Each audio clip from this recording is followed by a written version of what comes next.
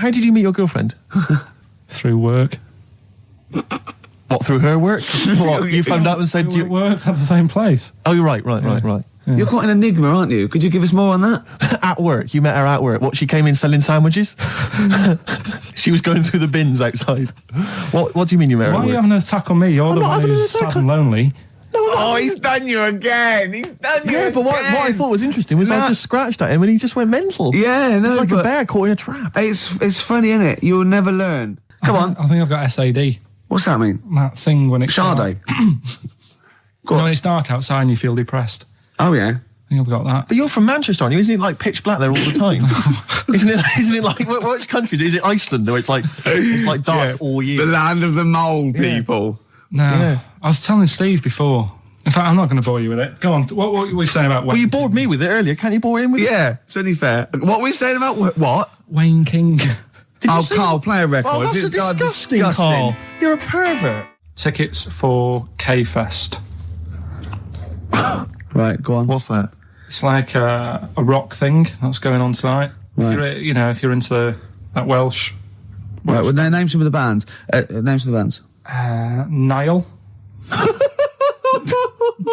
Go on. Right. That's one of the bigger ones. Mark Lanigan. Who? Not Lanners. Is Lanners playing? He's not really. Yeah. Mark Lanigan really playing there? I think so. God, who's that? What? Who's that? Who is Lanigan? Is he someone you went to school with? Who is Mark Lanigan? Who else is Who on? is Mark Lanigan? Is he the promoter? Is there a baguette-shaped gap left in their holdall? Before, let's make some bread that you can fit down your trouser leg. What? That's not true! No, it's not, I read it in Euston train station. I was waiting to go back to Manchester. Where did you read it? Scrawled on the wall in graffiti? Yeah. Do you know was it also meet me here for cock fun at 12 o'clock? The upper crust sandwich shop, Euston station. It's on the wall. Ages ago. Yeah. Only people with money had drinking or something. That's like one of my film reviews. Years ago. Welcome to History Now. Now, ages ago, only people with money had drinking or something. Keep going, Carl. Keep going. Like spirit and stuff. So they'd it's like businessmen. It's easy for you to say. This is getting to be cruel, isn't it? This is amazing. Yeah, go on. Why did you open your mouth, Carl? What were you hoping was the best that could happen? Because you were trying to make me look stupid before with the planet, so... Whereas you know... Yeah, go on, no, come on. Businessmen with money. I've got to drink and ching. The pigs come, if you like. Sorry? What did you say? What did you say? What did you say? When you do what, Carl? What? What did you say? No, what did you say? Because I don't want to have to go to the radio authority again. What did you say then? Just remember. We are going out live, Carl. Yeah, remember Tom Binns, right? What did you say? What I'm saying is, why were they shouting Vera? Because pigs don't come to the name, do they? Hey? I don't know the ins and outs of pig, have how to lure a pig into your trap. Can I just tell you some very, very interesting things about pigs? Please do. Right. One, everyone knows they have a corkscrew-shaped penis, right? A corkscrew-shaped penis. That's the tail, isn't it? Two, they can't look up. They can't put their head back and look up, right? Three, they can have a 30-minute orgasm. Yeah. Rick, is it only pigs that have got a corkscrew-shaped penis? No, and landlords. Okay. Very handy. Right. And it was a Christmas play, and I managed to get a part in it. And, did you audition? No. Got a part in it, and I should have been playing the drums to the one about Kings. We Three Kings. Yeah. I was meant to be doing that, but Little Donkey came on, and it was one of the... What do you mean came on? That was like next up on the next song. Right. And it's one of them songs that you can't help sort of tapping along to. Yeah. Do you know like if I was to go yeah, you'd have to finish it with. Yeah. Do you know that they actually send that into space? Do they? And what, hoping that aliens will respond with that? Yeah. They do that because apparently it is one of them things that you can't help. What, even if you're an alien life form? Yeah. They know that, do they? Yeah. But anyway... What, because they watch Star Trek or something? Hello. Knock, knock. Yeah. No, seriously. Is it true, like, if you send out knock knock into space, they have to say, Oggy, oggy. Oh, that is great. Seriously.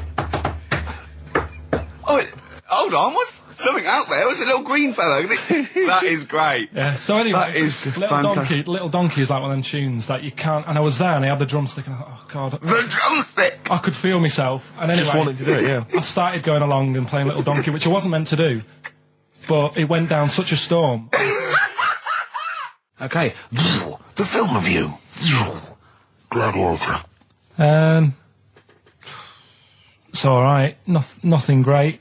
It's like an old, sort of an old version of Rocky done in the olden days, really. right. A bloke fighting other people. Sure. How sort of well known is the story? Do you reckon people know the basics? Well, just very quickly, just do the plot. Quickly. There's a guy called Max. Maximus, yeah. Yeah. There's Caesar, and there's Caesar's kid, and Max goes to war, sort of wins it, comes back.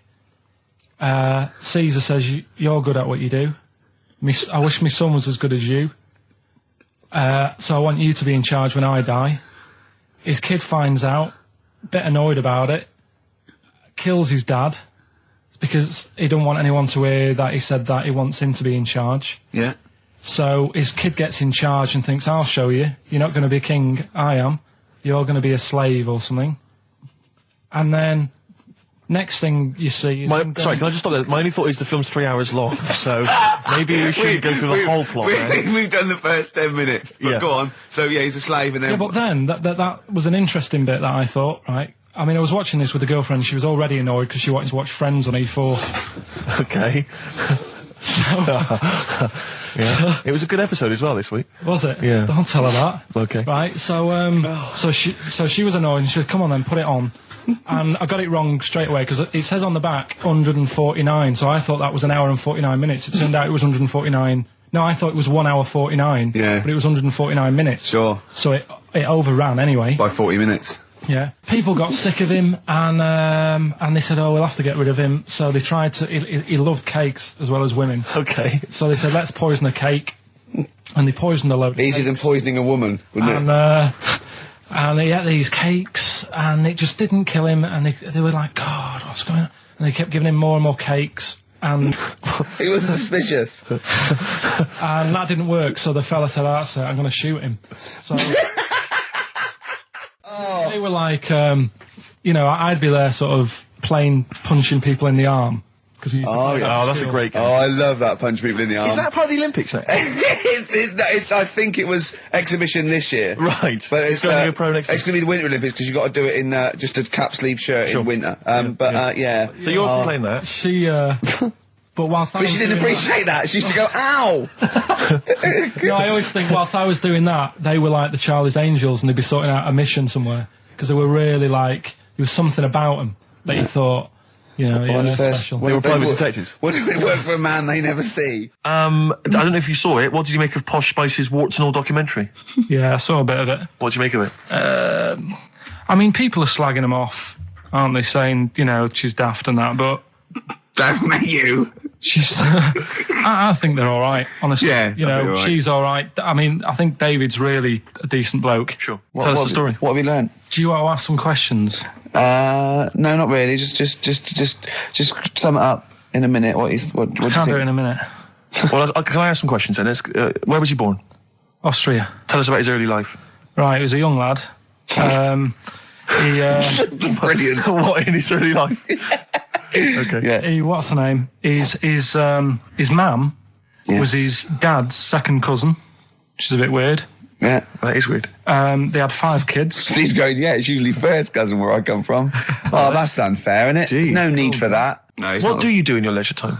I like, going out for food and that. Right. Foraging. What do you mean going out for food? They come have a little hole and go hunting. Yeah. This is Karl. He's hungry. But he knows he has to get to the greasy spoon by 11. Wow. Wow. Wow. Many of Carl's close friends have never made it across this road. There was a zebra crossing installed just for the safety of Karl. Beep, beep, beep, beep, beep, beep, beep, beep, beep. Can I have a bacon butty? And Karl is enjoying his... Wow, but he has to get back. His girlfriend's asked for one as well. She's home with a PlayStation 2. Wow. Oh. We just had a call from someone saying his company would sponsor Karl, right, to be raised by all these balloons if he could have a walk-on part in the office. And we immediately went, we're worried about that sort of thing. You can't really promise that artistic, And I was worried about the legality of it as well. How can you promise someone that for personal gain that's a private and all that sort of stuff, right? And I went, I don't know. And anyway, put the phone down to him and Karl went... I love the fact you're more effing worried about that than me being raised 30 feet in the effing air. You started getting scared, did you? Are you worried about it? Well, You're quite excited about the idea of the challenge, though, aren't you? I like the idea, but I want, like... Why do you like the idea, Carl? Oh, what if it went all wrong and we're there going, the humanity of it. I think we need Karl to get... he's just I'd be around the rope would pull out my trousers and Oh, no, it's definitely got to be Dr. Fox if that's going to happen. God. We've got to do this. I both think she's a fine presenter and I think she'd do very well on it. And I think it's a good move as well. Yeah, but can you just say it's not forever? Isn't it? No, I think she'll become more popular than us. And I think that'll be the end of us, to be honest. Well, she can string a sentence together. I think she'll get lots of PR and everything. And she goes out with Big Boy Slim. Big Boy Slim. Who's, A good DJ. He's a good DJ. And, is her name Zoe Slim now? Yeah. Right. There will be nothing. It's 3 months, isn't it? She's taken over for. Is she getting paid the same as us? I don't know. We'll find out. I bet it's a hell of a lot more. I'll go mental. I bet it's good money. It's good work. I'll go mental. A kid used to take a horse into the house. Sorry. Whoa, Neddy. What do you mean a kid used to take a horse into the house? Where did he get a horse? Must have nicked it from somewhere. Must have done. You've seen a horse in it? No. What, is that from outside the saloon round the corner? Yeah, was it just tied up with a bit of lettuce? Right. That's great. Did Big out. Jake come looking for it? I'd been out. Oh. No, sorry, let me get this. This was before the lynching stopped or after. Where did he get a horse from? What do you mean he must have nicked it? His mum said, where'd you get that from? I bought it. All right then, but keep it out the kitchen. I don't want you going Catlin rustling. Where did he get a horse from, Karl? And how long did he have it for? Was he leading it or riding it? Mum, open the door, I can't stop. I can't stop it. Open the patio door as well. Looks like we got us a runaway. What do you mean? I've sort of... Don't think you can ever be boring, No, but but what I've done, I've took like different ones. So I've took a good one that I think, that's a good quote. That was worth putting in a book. I've put one that isn't really a quote, so I don't understand it. Oh, yeah. One that isn't clever. and a funny one. So a bit of variation out of one book. Oh, how long did this take you? What did you do? Did you sort of like sit? About half an hour last night. And did you sit sort of like quietly at a desk or something? No, just in the lounge with the telly turned down. Oh, right. Just to give a bit of light to the room. Just had it on book, turned down. Have you figured out lights yet? So the first one, and it was like they stuck some bacon on his head. And as ever, the vital piece of information, i.e. the reason, Karl seems to have forgotten. Because the worm was in his body, and they said everyone likes the smell of bacon. Including worms. Even a Vietnamese lake worm. They love bacon. Remember last week when I said about the little fella with the bone with no brain, and you were proved wrong? No. Please. No. We were saying it wasn't a little fella. We were saying it was a stillborn child. It wasn't a little fella. You're changing it now. You weren't having any of it last week. Right, hang on a minute. I'm getting confused. There was a Vietnamese snake that went inside of a soldier. A little like maggot or some sort that you have to get out of your body because it causes problems. Yes, and so in order to get it out of the body, they strapped bacon to his head. Yeah. That is great. This doctor. And did that work? I think so. They had a picture of him smiling. Oh, God, what, the worm or the bloke? The bloke. Oh, dear. Honestly, I hope someone knows the story. And Right. it was about 3 years ago, I reckon. Okay. And, yeah, it did work. G.I. Bacon. So this is why so what, the worm burrowed out of his head to get the bacon? Get to the bacon. Right. That's great. When my dad was when he was a taxi driver, Yeah. you used to have to sort of do your bit for the local area. Oh, God. By taking the Forest Gump people to Blackpool. Yeah. Is that what they're called now? The Forrest Gump people? Is that what the organisations that support them ask for them to be referred to? A minibus with Life is a Box of Chocolates.com. Well, Forrest Gump types. It must have been, so you work with these people? The people with learning difficulties. And they used to get 5. Coming home must have been a busman's holiday. So he got 5 of them in the cab. Yeah. And he had to go to Blackpool, and 4 of them were really good, behaving themselves, didn't mess about, weren't fighting and stuff. But there was one who was just causing loads of trouble, and he couldn't control him. And what you've got to be able to do with people like that, you don't want them to get stressed out, because it's not good for them. It stresses them out, and you could end up with a bit. Thanks, Dr. Karl. You could end up with a bit of a riot on your hands. So he thought, I'll nip this one in the bud right now, and he pulled up just on the outskirts of Blackpool. And he took the one out that was causing problems and put it in a wheelie bin. Oh, no. Oh, I'm sorry. I apologise. He did what? Oh, He did it for the good of the others. He put it in a wheelie bin. He was having a good time. He thought it was one of the rides. Can you stop saying it? He had another problem similar to it, where he had a little minibus, and it was his job to take a load of old women to the bingo hole, and it was miles away. And he took him there. There was no problem. About 10 old women in a minibus. One of them was causing trouble. So he pulled over it. No, right? So he took him there. Everything's fine. He dropped him off. They had a lovely night. Yeah. Right? They had a lovely night. Won a bit of cash. Coming back, it's a bit of a late night, and they all started moaning at him, going, "I want to be dropped off here. Take me there. I want to be dropped off first. I've got to get up early. Blah blah. My husband's expecting me. I'm already late. Take me here first. Take me there." And he just pulled up in the middle of nowhere, said, "Get out." And he made them get out, and they all called for taxis. They charged that company who was meant to be taking him home in the minibus, and he got the sack. My mate, Anthony, his mum called up my mum and said, I've got to meet up with you. I've got to have a word with you. And she said, what about? She said, I don't want to talk about it over the phone. So she goes, oh, right. Well, yeah, come round tonight then. So anyway, my mum sees me. She don't want to be in an awkward position and be a bit embarrassed and what have you. So she sees me and she goes, right, Anthony's mum's coming round. What have you been doing? Yeah. So I go, oh God. I said, I've been nicking stuff. So she goes, like what? So not big stuff. I've had a few calculators and Mars bars and stuff. How many? I'll just work it out. Hold on. Works out at 7.2 per day. So, how many calculators do you need? So it was when that phase. You failed maths, didn't you? Everyone wanted a calculator. It was like a trendy thing, wasn't it? Right. Oh yeah. In Manchester a couple of years ago. Yeah. So anyway, so I told her all this and I confessed to computers will make it there one day. I confessed to just magic in the back of battery. Go on. Confessed to nicking all this stuff. She comes round. She only wanted to borrow some money. Brilliant. She said, oh, I don't like asking. I was a bit embarrassed to ask you over the phone, but can I borrow 20 quid? Oh, that's fantastic. And there's me. That's great. And it's similar sort of thing to yours. And did you? And he went, hold on, let's just work out the interest on that. I bank 10%. She'll owe you £4.40. Yeah. Oh, so your mum was a loan shark. yeah. And did she mention? She went, I just with that other, because what I'm saying is presumably you got your mate in trouble. No. Right, you didn't. She went, no worries. I'll just go and get my purse. It's on the dressing table. Exactly. Yeah. Karl, do you want a cigar? Well, quite. Yeah, but what is exciting surely is the razzmatazz and the brushing shoulders with the rich and famous. I'm not into that. You're not?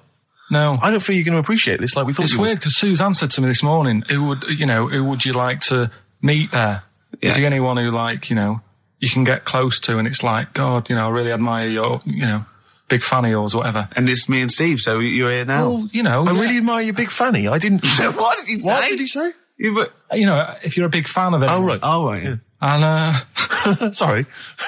there isn't anyone, really. Do you know what I mean? I like, you know, you two are all right. Thanks. Jonathan Ross, is he going? He might do, I don't know. But hang on, wait a minute. Like I can't help but feel we could have exploited this more. We could have maybe run a competition to let someone win. You know, if you're not going to appreciate it, Carl. Yeah. Are you going to get a trouser suit? Are you going to get a ladies' trouser suit? I just think then, if you go sort of like looking macho and walking down with him, you know, they know that you're not really partners. And I just think it's a slap in the face for BAFTA. That's true enough. No, it doesn't matter what you wear, though. Look at Elton John. Can't you mince a little bit? Can't you at least sort of walk a little bit mincy? Because you've got such a macho sort of mank walk. Elton John's fella doesn't look gay and the stuff he wears and that, does he? Do you know what I mean? It means nothing. No, but that's because Elton's doing the work for him. No, but By dressing as like some kind of restoration dame. Yeah. Right. Go on then, Carl. Second one, then. This is a bit easier, but I still think it's a good one. So this is, we should explain what this is if you've just tuned in. It's one of those stupid lateral thinking problems. That Carl himself has created. Yeah, that was his homework. Right, you this one. It's a fella. He has a normal day doing stuff. Nothing wrong with him. Right? And It's the twist in the tale. It's just like Tales of the Unexpected. Just a normal day, nothing wrong with him. Hold on, though, he's got the legs of a fish. Go on. So, that's why he's been hiding his legs. so Go on. he does his The normal, legs of a fish. Sorry, Carl, carry on. He has his working day and that, Yeah. and then he gets a bit tired. Goes to bed. He puts the light on, leaves it on, goes to bed. Oh, That's crazy. that's mental. I can't think what's happened. Anyway, here's Radiohead. Right, okay. What? The question is, why does he put the light on when So he's a going man, to bed? he's had a normal day, he's come home from work. Is that right? He's come home from work or he's not been working? Yeah, he's just been no, out? it's been working and stuff, I think. You think? You've made it up, Carl. You can decide. So is the question is, why has he put the light on when he's asleep? There's a reason that he's put the light on when he's asleep. Has he gone to sleep? No, Carl, don't shrug. You're meant to answer these questions. He put the light on before he went to bed. Yeah, and the question you're And he's asking gone me to is sleep, why? What's and the he- scenario? And the light's on and Yeah. that, but he's gone to sleep. Yeah. He started reading and then he fell asleep. No. Did he intentionally, for some reason, put the light on? Every night. It's mad. Sounds mad. That's Carl, doesn't it? Every night he does it. Yeah. He puts the light on when he goes to Light on, sleep. it goes to bed. Carl, is the point of this, he puts the light on for a very good reason. Not for us, but for some people. He's blind and it's always been on and he thinks he's turning it off, but it was on in the day and he thinks he's turning it off, but he's turning it on because he's No, blind. that'd be stupid. That works. No, that works great, Rick. Yeah. Thank you, Carl. So you've got to come up with what? Hang on. If What? you're blind, why would you put a light on? No, he thinks it's off. Yeah. But why would he turn it on anyway? Just think so he doesn't get burgled, so people know he's in because he can't see him. So he just he puts the light on when he's there, then he turns the light off when he goes to bed, so people think it's fine. But he's got it out of kilter, and actually he's walking around in the dark all day. I don't believe that if you're blind, you turn your light on. I don't think you'd be living on your own, would you? I'm not having that for a Do second. blind people live on their own? For a second. Well, some people do. Lonely blind people live on their own. No, if you got bad eyes. Any of them women? Are there any blind women who are living on their own, Rick? Well, never mind your concern for the partially sighted or sight impaired people coming to London. Get on with this. Yeah. So there he is. Yeah. It's like, a bit tired. Yeah. Just put the light on. Get to bed. Yeah. So he turns the light on and he goes to bed. Yeah. Oh. Should we play a track? He's not sleeping on the job. He's a lighthouse keeper. Well done. Is he a lighthouse That's not keeper? it, Carl. He's a lighthouse keeper. Right. Why wasn't the light on all the time? Because it's light in the day. You idiot. Play a record. What? Play a record. You're a buffoon.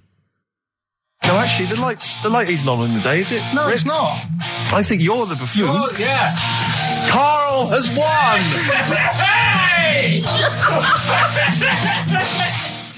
So this week's then, and don't say it if you know it, because the idea is that people can... right. There's this bloke, and he buys a new house, right? And he's well happy with it. His girlfriend moves in with him and stuff, and she says, right, let's clean it up a bit. Yeah. And, straight away it'll be worth more money. Good idea. So he says, right, you do the kitchen and I'll do upstairs and that. She's stripping the kitchen down and he goes upstairs and he's in the bedroom and notices little hole to the attic. Oh, right, brilliant. Right. So he goes, I wonder how much room's up there. I've never weighed it up. So he goes up there, and it's all like dusty and a mess. And he goes, this could make a good bedroom, this. Yeah. So he starts cleaning it all out, puts all the rubbish, like, bins the rubbish straight away, and there's little boxes with bits in that don't belong to him. So I wonder what's in here, right? So he opens one of the boxes. It's like a little lamp. Oh, right. He goes, this might be worth a few quid, right? And he rubs it. Magic lamp. And all the room goes all sparkly and stuff. And he goes, oh, what's going on?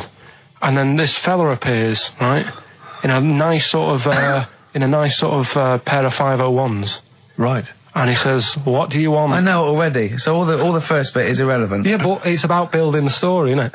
So don't say anything. You think you know it. Steve, do you know it? I don't. So I just quickly recap the end there. I almost missed the end. There you go. He's in the attic, right? His missus is still downstairs. She's not up there. Okay. Right? He's on his own. And he cleans this lamp, right? Yeah. And this fella appears out of all this smoke, and he's wearing a nice pair of 501s, and he's wearing a shirt. And there you go. What's the song? What song are you thinking of? The lines are going mental. Because it's so easy. Let's play a record, Carl. We'll come back and we'll find out if anyone's got that right. That's a great one, Carl. Really. Right. Did you just come up with that? Literally in the last 10 minutes. Genius. This is genius. Definitely. I mean, if those calls aren't from major TV companies, I don't know. Dynamite stuff. A lot of them are. What's his name's lawyer? Simon Mayer. Simon Mayer. That's my favourite thing I've done for years. Yeah, not bad. That's great. Back to form there. So, okay, line. The lines are going mental just because it's easy. Go on then. So I first one to get it. The first one to get it, but... Well, it's not that, though, Rick. I mean, Carl has just decided to revise the actual rules of the competition. Yeah. So that, we've decided, is very easy. So that's now a qualifier. And so then they have to answer one live. Exactly. So whoever gets that one right can play for big money. Is it a quick one as well? Because some people will lose the will to live. Yeah. Just cut to the chase. And because they've got to qualify now, we're throwing an Office DVD that aren't ready yet. You'll sign that, won't you? Yeah. Yeah. No. That increases value by 42 pence. Right, go on. We'll just go live, yeah? Hello, XFM. Yeah, hi, how's it going? Not too bad. Not too bad. Listen, a very, very quick recap, Carl, if you will, please, for the people listening. Very quick. Right. A man ends up in a loft. Man's, after moving into this house and he's in the loft. And he's tidying up. His missus is downstairs doing the kitchen because that needed doing. He's up there. He's cleaning up, emptying the boxes. He finds a little. He rubs a lamp. A fella comes out wearing 501s. What's the song? What's the song, mate? Are you talking to me? Yeah. Sorry. Yeah. Well, look. I'm sitting in this bar, right? I'm not ringing up relating to anything that's going on right now. I'm after one of these armbands to go and meet Bowie on Monday. Can you help me out? What? What? Piss off. You can't say that to our public. Yes, I can. What I can't bear is people begging, Rick, on the radio. You know, I can't bear it. Is that the Australian bloke who's got the Bruce Springsteen tickets? Hello, XFM. Hello. Hello. Are you phoning up for an armband? No. Okay, great. Gene Genie, of course it is. Well done. Well done. Right, what's your name? Everyone else can ring off now because this. Well, she might not take the challenge. What's your name? Hello. What's your name? Christina. Right, do you want to take on the challenge? Yeah. Yeah? Oh, right. So this is for... She's already won a couple of CDs. This is for the Office DVD. Right. Okay. Signed by Ricky Gervais. Did you witness some murder while you were doing this? Yeah. It was like that sort of Sliver film where that bloke had loads of tellies watching people's lives. So that was going on in my mind. And then I was washing up and I picked up the plate and I thought, it's amazing, isn't it? The human body. The way you can just sort of... I want to pick that up, and you do. Yes. And the way your hands work, right? You've got 5 little digits, but it's just the right amount to do what you've got to do, right? So I'm cleaning the plate. Sorry, Carl. Stop. It's just the right amount. Might be one of the most genius things I've ever heard said. I would love David Attenborough to phone you up and say, Carl, how do I word this about the evolution of the mammalian front limb? Just go, we'll just say it's the right amount. But it is. One extra would get in the way. Yeah. And one less would just make it that little bit more tricky when picking up a bit of a slippery dish. Sure, or buying gloves. Yeah. A slippery dish. So then I was thinking, imagine going to the doctors and he's saying, yeah, everything's all right, your art's good and everything, but... Your art's good? What, your Larry's, or...? Yeah, Your heart, you're in good form and whatever. Sure. Yeah, it's good news. I had Giano in earlier. He's not looking good. I had Fat Smaller. But you're all right. But your hands need to come off. Right. Blimey. But That's bad. Like, I'd get a second opinion initially. But a better good news, I've got a nice pair of feet I can sort you out with. Yeah. And he puts them on, and then I was thinking, right, first of all, washing up, what would that be like? I thought, Steve, that'd be tricky. Yeah. And then the second thing was, it'd probably ruin the sort of the shape of your jumper. Because you have to keep putting the feet through there. Yeah. And then I thought, I could still cycle in Okay. to work. You could run in. Well, that's the thing. You'd be really fast. Well, that's what I was thinking. I thought I could still cycle because I could balance, and then I thought, but the only thing is I probably couldn't pull the brakes. Because of the little short things. Yeah. And then, like you, I thought, but then again, you're running in half the time. So that's what was going on in last night. So she said, yeah, it's a nudist beach. So I said, well, why, what? I said, we're all it's all mixed up. Normally on a nudist beach, it's a nudist beach and you don't go wandering on there when you get clothes on and that. So it annoyed me a bit because there wasn't any signs. So this fella's getting closer. Well, the knob out was a sign. Yeah. Right, so he's getting closer. And he walked past me. It was an old fella. And he walked past and he had a hat on and a little pipe and a big rucksack on his back. Right, so he got me thinking. Not strictly naked. I'm walking along and I'm thinking, right, why do people want to do this? So straight away, I wasn't on holiday anymore, because most of the time when I'm on holiday, I don't think about anything. Right? Your mind's a blank. I just switch off. Right? But all of a sudden, this has got in my head now, and I turn around to look at him, and Check out his arse. and this bag, right, I swear, it was massive, right? What? You had a massive bag? The bag. His rucksack. His rucksack. Oh, right, okay. When he said there was an old couple coming towards me, I said, what was lower, the bloke's bollocks or the woman's tits? And he said, well, that was another point. She might as well have worn knickers. Because you know, so you can see it. That's what he said to me. So you saw the bag? So it annoyed me, yeah, because the whole idea, innit, this is what I think, I mean, I might be wrong, right? Might be wrong. Chances You are never have been. You never have been before. Being nudist, right? What's it all about? So I'll tell you, on that point, Carl, let's play a tune, let's come back and we'll discuss... What are we going to play? We'll discuss that very issue. We've got some ideas. We did chat about this last week, Carl, in your absence. Alright, well, we'll play the choral. Okay. It's a good one, this. Yeah. I'm sure if there's a doctor listening or a nurse, they will clarify Right. that if they pump you with all sorts of stuff, it wants to come out. Right. So you're sat there having a serious chat. It's a quiet hospital. The woman next door with the blue hands suddenly starts seeping gas, right? Well, I start laughing.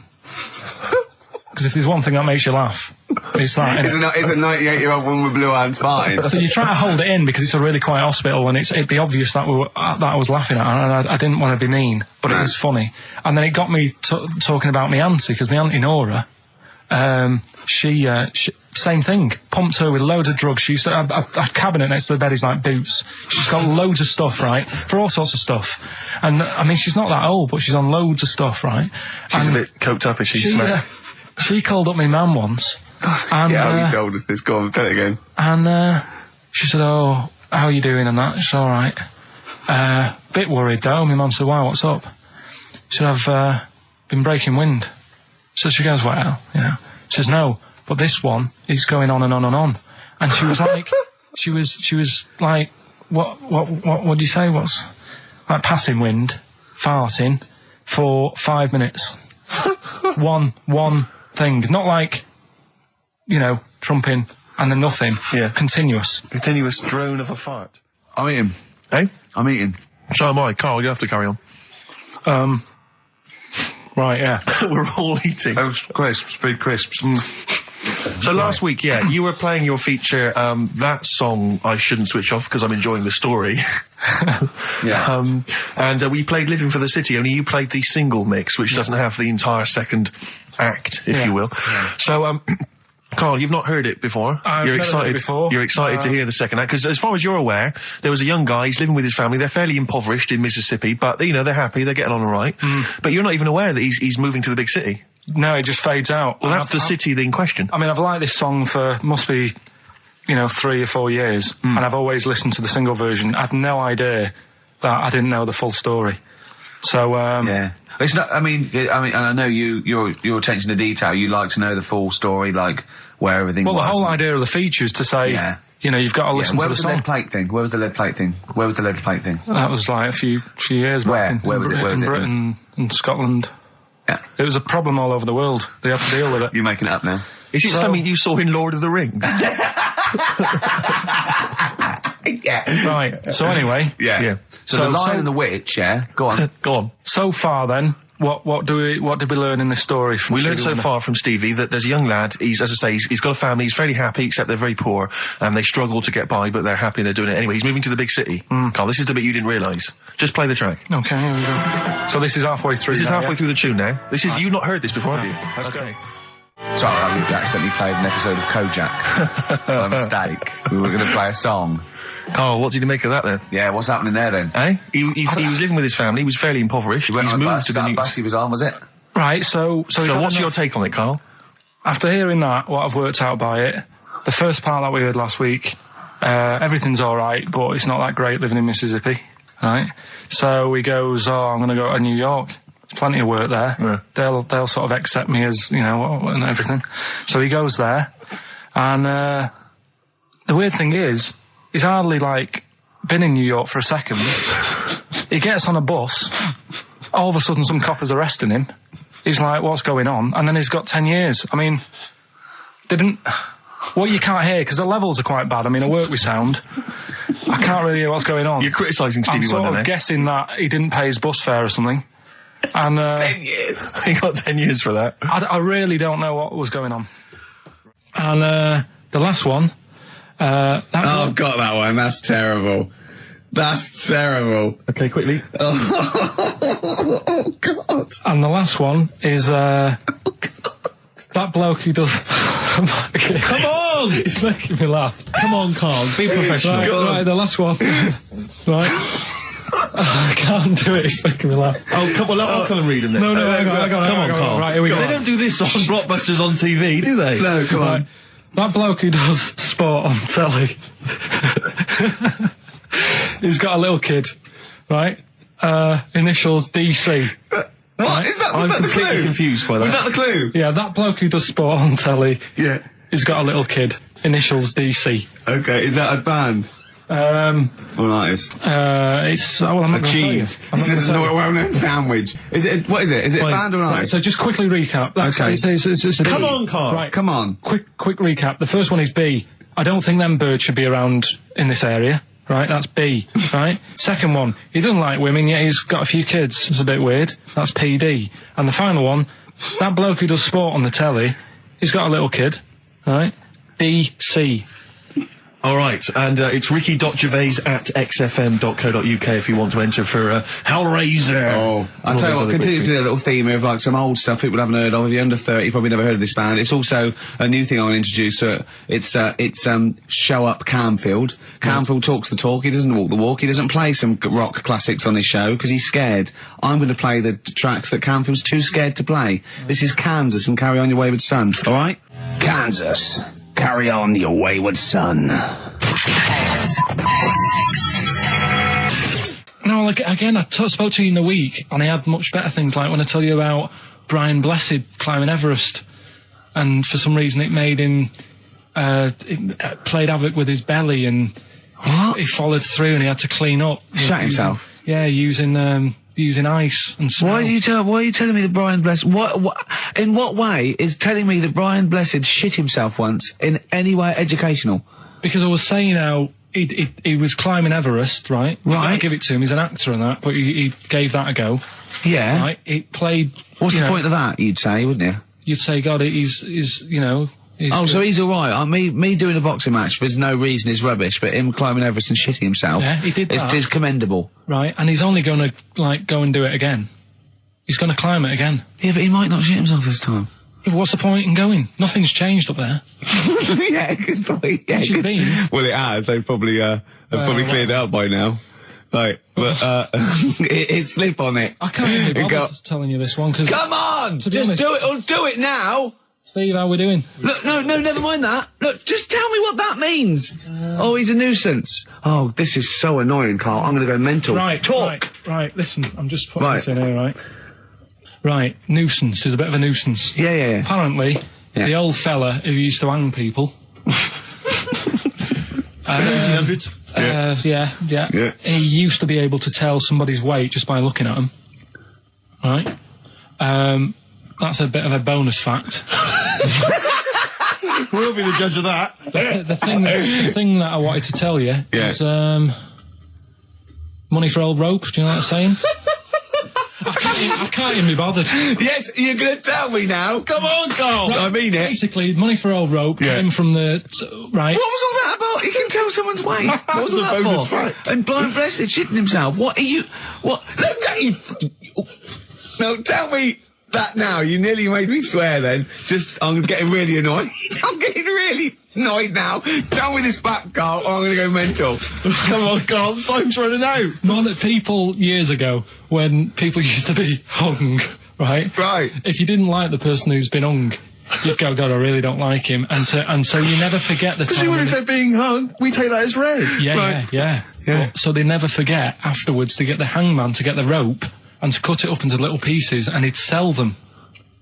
He'd sell the little pieces of rope to people.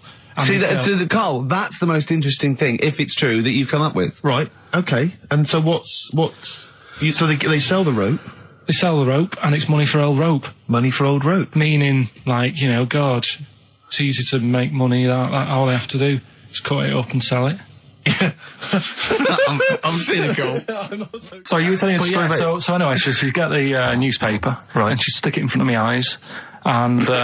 what does that say? Go on. So she'd... You inherited a lot from your mum, didn't you?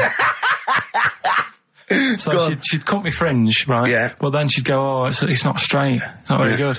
So she'd go again, and she'd keep going. And the problem is that why you're bald now? I was going to say, is this that you have got hair, but she has to get it right. Yeah. It takes her to the back of your neck to get it even. Yeah. She sort of removed the newspaper, and she was like, oh, God. And I said, what? She goes, oh, I'm sorry. And like... What, did this happen every Sunday? Can I ask you, Carl, when she was cutting your hair in this picture, do you think she was maybe sidetracked by an interesting article in the paper and really wasn't paying attention to what she was doing? Or did her favourite hymn come on? Yeah, indeed. And she started or Compo was rolling down the hill. In a bath. So I ended up with a fringe sort of on the back of my head because she just kept going further and further. Right, there's a little midget. Right, there's a circus. I'm loving it already. Circus going on somewhere. I think it was in America. And is that present day or old times?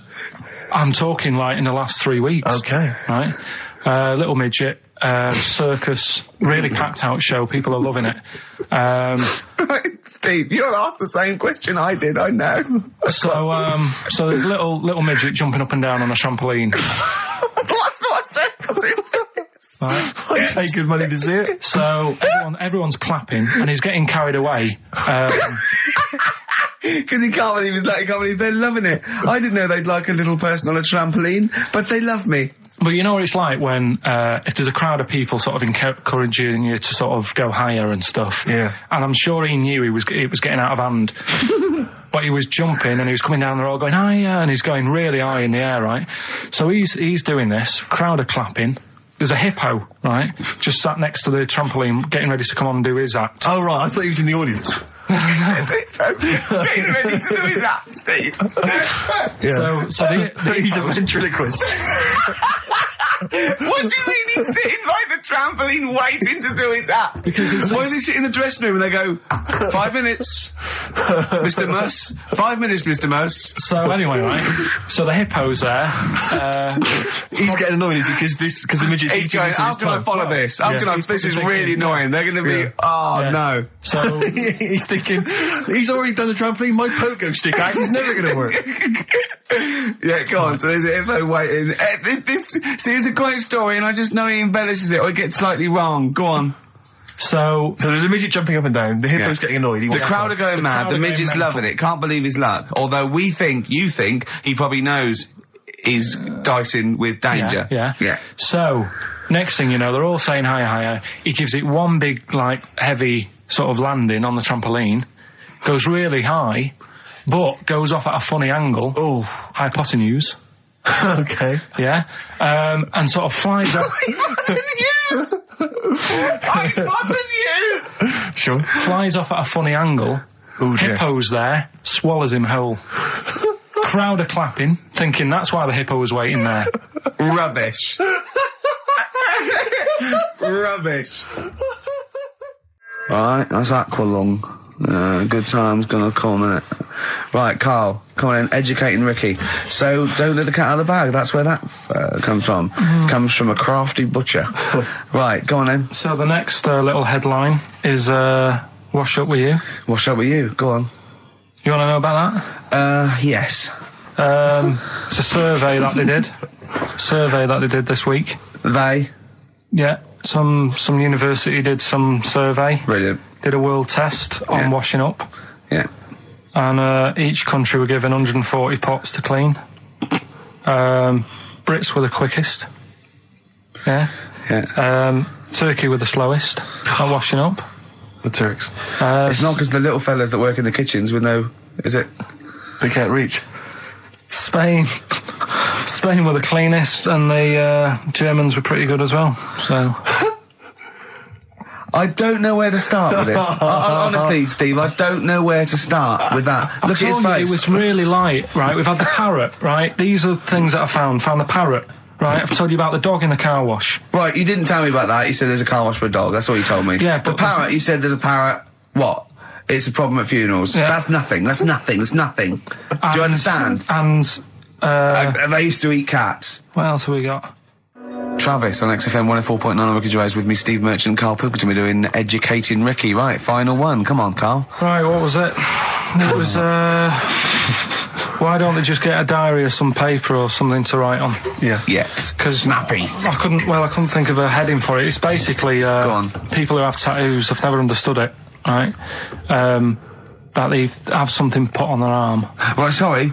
Have we started the educate? Is this part of it? Are you educating me? This is something that will be useful in my life that I didn't know about. Yeah. Go on then. No, it's just like they've got a machine out, right, that does tattoos. Tattoos. You come up with a design you want, and you sort of this machine scans it, and you put your arm in this thing, and you press print or whatever, and then it does the tattoo on your hand or on your What, arm. like loads of little needles that follow a pattern? Yeah, The computer, is it? basically, yeah. Is it a real tattoo? It's a proper It's a proper one. The fella said, Well, as long as it goes out, it pierces the skin with a I just wondered if it's one of those kind of, those kind of... No, it must be lots of little needles or a moving needle that can go Sorry, along but it. how is this cleaned, like, in between each person? I don't know. Well, no, it's only that if it's one needle, it's just the head, isn't it? If it's one needle that moves and does it like like loads of little... What are we gaining from a machine doing it? Just because they're not going to sort of mess it up. But hold on, how do you keep your arm still? Because your skin moves slightly, so the machine it's won't... sort of strapped to your arm. Right, And so the it's fella, spread- the so- fella said that the tricky thing was in all this, it was the fact that, nobody would let him test it out on anyone else, so he had to do it himself. But did it work? Because the thing is with a tattoo artist, they can see when your skin's moved and they can see what they've done and they keep wiping it and looking, whereas a machine's just got to trust itself. Yeah. So I think one needle could go wrong. If it was a lot of needles that it just came down, like, 1,000 needles that was an imprint. Yeah. But obviously I'm asking someone who hasn't delved any further than there's a machine that can give you a tattoo. That's all you've got at the moment, isn't it? Well, basically. That's all you've got. I mean, that's what I've got because I'm not a fan of tattoos. I don't. But where did you read this again? This was Internet? This was on the internet. Yeah, it was. Yeah. Okay. And I just don't understand why people do it. That's what got me attention. Because me. Sorry, what have I learned from this? That if you wanted to get one, you can get one done by a machine now. Well, you'd think it'd be Bughead, wouldn't you? What? Well, you'd think it'd be Bughead, wouldn't you? You'd think it beat... No, you'd think it'd be... Yeah. You'd think it'd be Buggered, wouldn't you? Bughead. Bughead. This can't be... If this is anything with a bug living without a head, I'm not interested. Because we've done it. All you've done is fun. Let's just do what a cat. So it is that. Right, do that one first. Which one are we doing? No, do the Bughead one. Right, well, the Bughead... The bughead one. Well, we've talked a lot about animals and that, haven't we, without heads. Surprisingly, we have.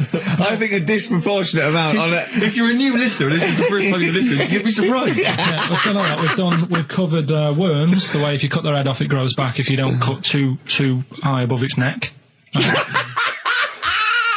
We've covered The chicken. the fella who blinked. Yeah. I can't go into it again. Right. Let's not go into it again. We've had the chicken with no head that lived for 8 months. Yeah. And we've had And we've had the cockroaches. cockroaches living for a week without an egg. Right, okay. Well, it's a bit more on the cockroach front, really. Right. They found, right, that if you get a cockroach Yeah. and you cut its head off, Yeah. right, and then you find a cockroach that's still got its head, but it hasn't got any legs, Right. right, it's not over for both of them, right? Because Good what you news. can do, you get the one that's got the legs Right. with no head, Yeah. sort of running around, get the one with the head, sit it on top of it, Right. get a little tube Okay. so that the fluids... So is this auntie's go out of the Let him room? finish. This is like Blue Peter. Let him you could get this for Christmas. Right, you get Yeah. a little tube, you sit that on top so the bodily fluids are still running between the two. Right. The head of the one on the top will control the feet of the one on the bottom. Okay. What about Good. And will it continue to live? that? Yeah. Okay, you don't know that for sure, do you? You're just guessing. That was just a No, question out of the blue he wasn't expecting. Well, what do you think of that? Good, yeah, it's great. Yeah, just a primitive nervous system that can, yeah. Did you expect us to be more impressed and excited by that? Well, Did you fall off your chair when you read that? Did you literally topple off? Snowbird from Mark Eitzel, part of his covers album. He's so happy that the XFM listeners understand his stupid clues, and he knows it annoys me. We've got some right we'll answers be for giving out the blockbusters. answers just quickly, just in case someone sort of missed one of them. I'll just quickly do them, yeah? Yeah, go on. First one, there's a load Short of letters. show. There's a load of letters there asking for advice. Put them on Claire's desk. Oh, a Merry Christmas. Ask your mum if you should. Oh, a Merry Christmas. And a couple of people were arguing in the supermarket. It was at the fruit Christmas, and that's veg why. counter. And that's B. Okay, we'll give those answers out shortly. Yeah. Right, here's the last clues of the year. You had, there's a load of letters there asking for advice. Put them on Claire's desk. Go that on, was no idea. F. That was for foreigner. For Rayner. I don't know what you mean. Claire Rayner. She took advice. She gave people advice. So that's a foreigner. That is shit. Right. I'm sorry. That might be Christmas. That is absolute A garbage. lot of people got the right answer. I know. Yeah, well, that well, annoys right, me even well, more. Number The two. second one, ask your mum. Foreigner. Yeah. Foreigner. Second one, ask your mum if you should. That was S. That was Shalimar. Shalimar. Right? No, bizarrely, what was the clue there? Ask your mum if you should. No, we got a lot of people saying Smashing Pumpkins as the answers to that. But I don't know who's saying that today, Mum. Smashing Pumpkins. Merry Christmas, Mum. Smashing Thanks very Pumpkins. much. Nice bollocks. Yeah, exactly. Oh, that's great. That's great. Right. Smashing Pumpkins. Wow, here's a bit of a turn up for the books. Karl Pilkington on the line. Right. Yeah, where you been? I'm off ill, aren't I? Right. Okay, what's the matter with you? Just a bit bunged up and that, and got the shakes, got that sort of, that shaky thing to get. Yeah, that's because you didn't eat last time when Suzanne was at work. Yeah, well, I think that's what brought it on. Plus, she was away in the week, and I put some wet jeans on. And I think that's what's caused the problems. When did you put them on your head? No, they were just on the maiden, and the legs felt dry, but they Just were on the what? work, I On the what? Have realised. you On got the the maiden? What was she doing there? What do you mean? On the maiden that you put clothes on. What? Your clothes On the horse. maiden. Your clothes horse. Well, yeah. Right, okay, so you put wet jeans on, yeah? So that's why I'm ill and that. I'm Right. not having a good time. I've been watching the football. So you're just sitting at home watching telly where you could have been sitting here? Well, I would have been better off there because I've got a chair there. I've got no chair at home at the moment because Why? I sold it last week. Why did you sell a chair? What, you Sold only the had sofa, one I was chair? telling you. What? Look, can't we just, I just was calling up to let you know I was alright and that. We're not interested in that. We want to know about the chair. I sold it. I had a little two-seater and I sold it because I'm getting a new one, but I've got to wait another month. So you've got to sit on the floor for So a you month. sold a chair before you had another one? Well, she might not have wanted to buy it in a month or something. So I got rid of it whilst I could. She was alright, bloody. We'll talk about that next week. Oh, you're going to be in next week? I look forward to that then. That's a dynamite piece of radio to tune in for. The day Carl sold a chair. Brilliant. Alright. So you alright then? It's going alright?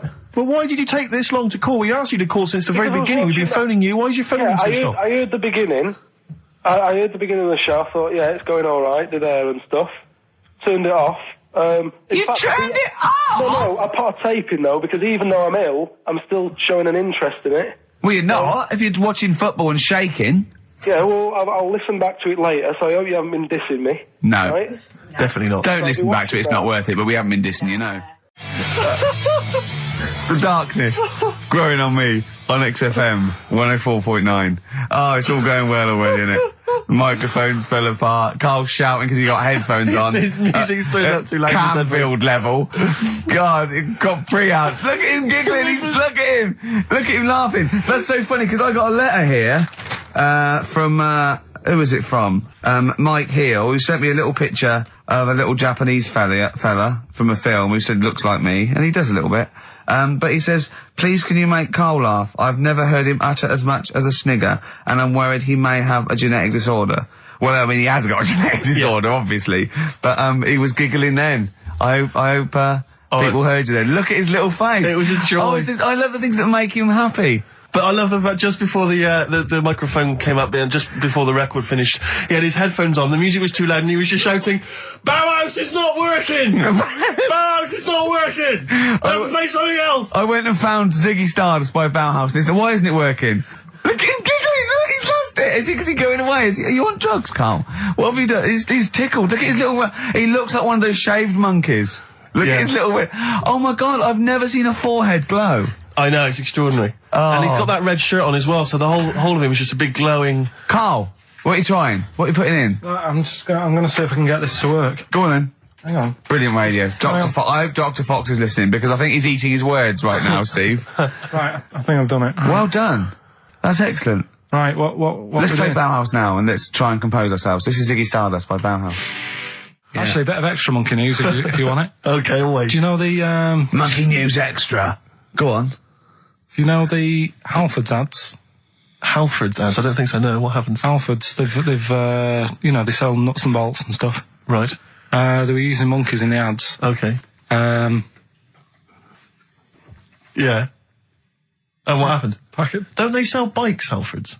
Well, mainly. Bicycles and motorbike stuff in that. Okay, so they're using monkeys in the advert. What happened? I can't handle it. What? I can't do this. Look at him. Look at him. I don't care what he's doing. Well, basically, right, there was a load of hassle because they were using these monkeys in this Halfords advert. Yes. Right. And what happened? Get to the point. It turned out there wasn't a problem because they were mechanics in the first place. Well, they were monkey mechanics? Yeah. What are you talking about? Mental. What are you talking about? That's not a story. Right, anyway, listen, let's get back onto They were mechanics in the first place. Right, listen. Right, so they're making this documentary. Right? And stumble across a little gang of Come on! Get on with it, please. Little gang of monkeys. That's the first time I've ever laughed. I'll hear that. I know. Well, brilliant. What do you want, a cake? Come on. Can we play a song? Oh, I don't understand what is wrong with you, you freak. It's making me laugh. Just tell us the story. All right then. All right. So anyway, right. So there's this documentary being made. They found a little gang of monkeys. Right, play a song. I don't know what's going on here. I apologise. It's just if you were looking forward to monkey. Got to hide your love away. According to the Beatles on XFM 104.9. I'm Ricky Gervais with me, Steve Merchant. Right, Carl, come on. Monkey News. Everyone's composed. The jingle, please. Oh, chimpanzee that monkey news. Excellent. Okay. Right, where were we? We were just start again. There's some people making a documentary. For what? Okay. Making a documentary in the jungle and that. Right. Stumble across a little gang. Okay, come on. All right. A little gang of monkeys. Yeah. Oh, come on. So the camera crew are there filming it. Yes. Everything's going normal. Nothing odd about it. Okay. They're not running a restaurant. They've not got any barber shops. Nothing. No. Just regular monkeys going about their business. Yeah. So anyway, What normally happens is the monkeys sleep with a partner. They already do what? They don't sort of sleep around in that. Once they find a girlfriend or the boyfriend or whatever, they stick with them, right? Okay. But anyway, they were watching this one, right? And it's going around a bit, sleeping around. Oi. And it was getting fatter. They thought, this is a bit odd. Yeah. Right? So, followed it round. And, see it having it away. Turns out, little prostitute.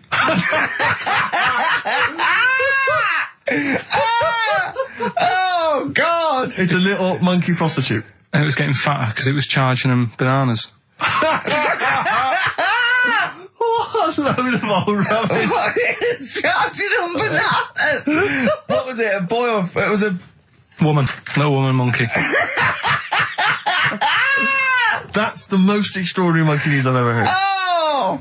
That is genius! Has this documentary been televised? I don't think it's been on yet. No. And that's all the information you've got? Yeah. And is that's one banana for everything? The half banana is for... Just oral? A paw job. Right. If you want full-blown monkey sex, it is 2.5 bananas. Sure. So, Let's just play a song. let's just play... All right, well, this is our penultimate show, so we're back next week. We're going to make it a barnstormer, I'm sure, lads. I want 100% behind it, 110% next week. All right, none of this giggling, none of this infantile giggling like two schoolboys. Right. All right, we're going to come back, we're going to have some quality monkey news next week. We're going to have all kinds of treats, I would have thought. Okay. Some great prizes. All right, are we okay? Yeah, We're best all show. behind that. Let's make next week the best show ever. Good luck. If you miss it, then you miss out. We're ending with a track from a couple of years back. I think it was 92, 93. Dinosaur Jr. Start Chopping. Play that. Start playing. Forget Start Chopping. Start playing. All right. All right. See you next week. Yeah. And another bit. This was the best one, right? Grab it! Right. There's this fella, and he was on his bike, right, Yeah. cycling to work or whatever, and he sort of sees this thing in the corner of his eye. Right? Literally in the corner of his eye. Or you mean he saw He just said he saw in his something. peripheral He vision? saw Okay, something yeah. and thought, what's that? Yeah. So he thought, oh, doesn't matter, whatever. And he stops off at a cafe, right? Get a little scone, a tea or whatever. And he goes in there and he's sat down, and the waiter comes over. He says, yeah, what do you want? He says, I'll have a scone and a tea. He goes, all right then. So he goes to get it, comes back. As he puts the tea and the scone down, his face is like, what is that? Right? Like a look of frightenedness on his face. Right? Drops the tea and legs it. So the fella's going, what? So he legs it after the bloke and goes, what? And he says, oh, something came out of your nose. That was massive. Sorry, something came out of the Listen, this guy's is all true service. because people would have watched it, so don't start saying it Sorry, didn't but hang on, I happen. just need to clarify. The guy on the bike... I don't believe he ran away. Wait a I minute. don't believe he legged it. I don't believe he had a look of frightenedness on his face, and I don't believe he said something massive came out your nose. and I don't even believe he had a cup of tea in the scone. These are the things that I think are embellished. But who had something coming out of his nose? Was it the guy serving the scone? The one who was on the bike who ordered the scone. Yeah, but what was came out it? of his nose. Yeah, what was it? Came out of his nose. Right. So he goes home and he thinks, I've got to sort this out because it's not good and that. So he But what? No, it was out of his nose. So you mean it poked out of his nose? It didn't come out. It just said hello and then it... It was like the maggot in the head. Yeah, He just yeah, popped, it just- popped his head out, had a look around and went back in. Why Like, did the bloke drop the tea and run? well, it's weird, isn't it? All right, so he goes home. He goes home and he goes, oh, God, you know. So he sits in front of the mirror and he's sat there waiting. This thing comes out. Again, sort of looks round, goes back in again. So he goes, oh, No scones. right. No, he's- So he goes, I've got to sort this out. He goes to the doctor's, says to the doctor, I've got something up my nose. It just keeps coming out and having a look round, going back in. Didn't say So that. the doctor's like, oh, I haven't heard of that before, right? Didn't say that. So sat there. It does it again. The doctor looks, frightened again. Runs away. yeah. He He's got a look of frightenedness on his face. he had a look of medical frightenedness. He dropped his stethoscope and legged it. No, he said, I know what it was. So what? So you got a leech up your nose. He had a leech about that long. What's radio? Well, how long's that? 4 inches. 4 inches coming out of his nose. Next time it stuck its head out, he grabbed it, pulled it out. That's horrible, though, isn't it?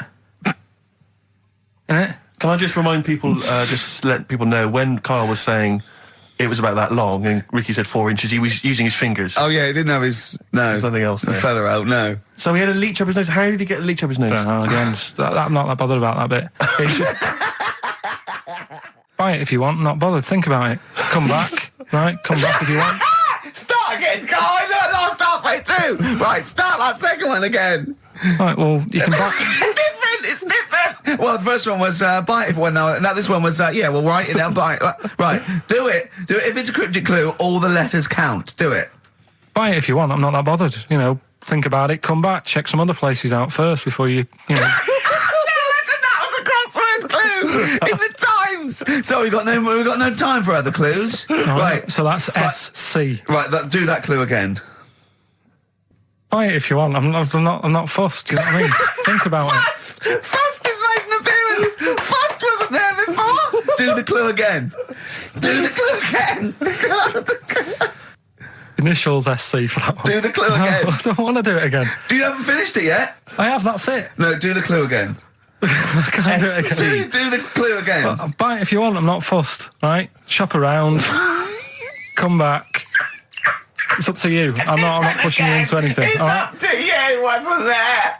SC for that one, right? And the final one, that's good. I can play 10-pin bowling again. Okay, and what's the clue? Christ. That's O for that one. Oh. All right, so they're the three Now I things. assume that I'm not going to bother to look, but I assume there's a jiffy bag of taps Yeah. which people can win. All right, well, great, good luck. Ricky.gervais@xfm.co.uk is the email Play a address. record. Thorns. No, buy it if you want. I'm not fussing. Come back, have a look round. I'm open Wednesdays, by the way. Shut up, for. See you later. I sort of feel like, you know, one thing we've never done, Rick, is we've never pandered to people, but as it's the last show, we've got to give the audience what they want.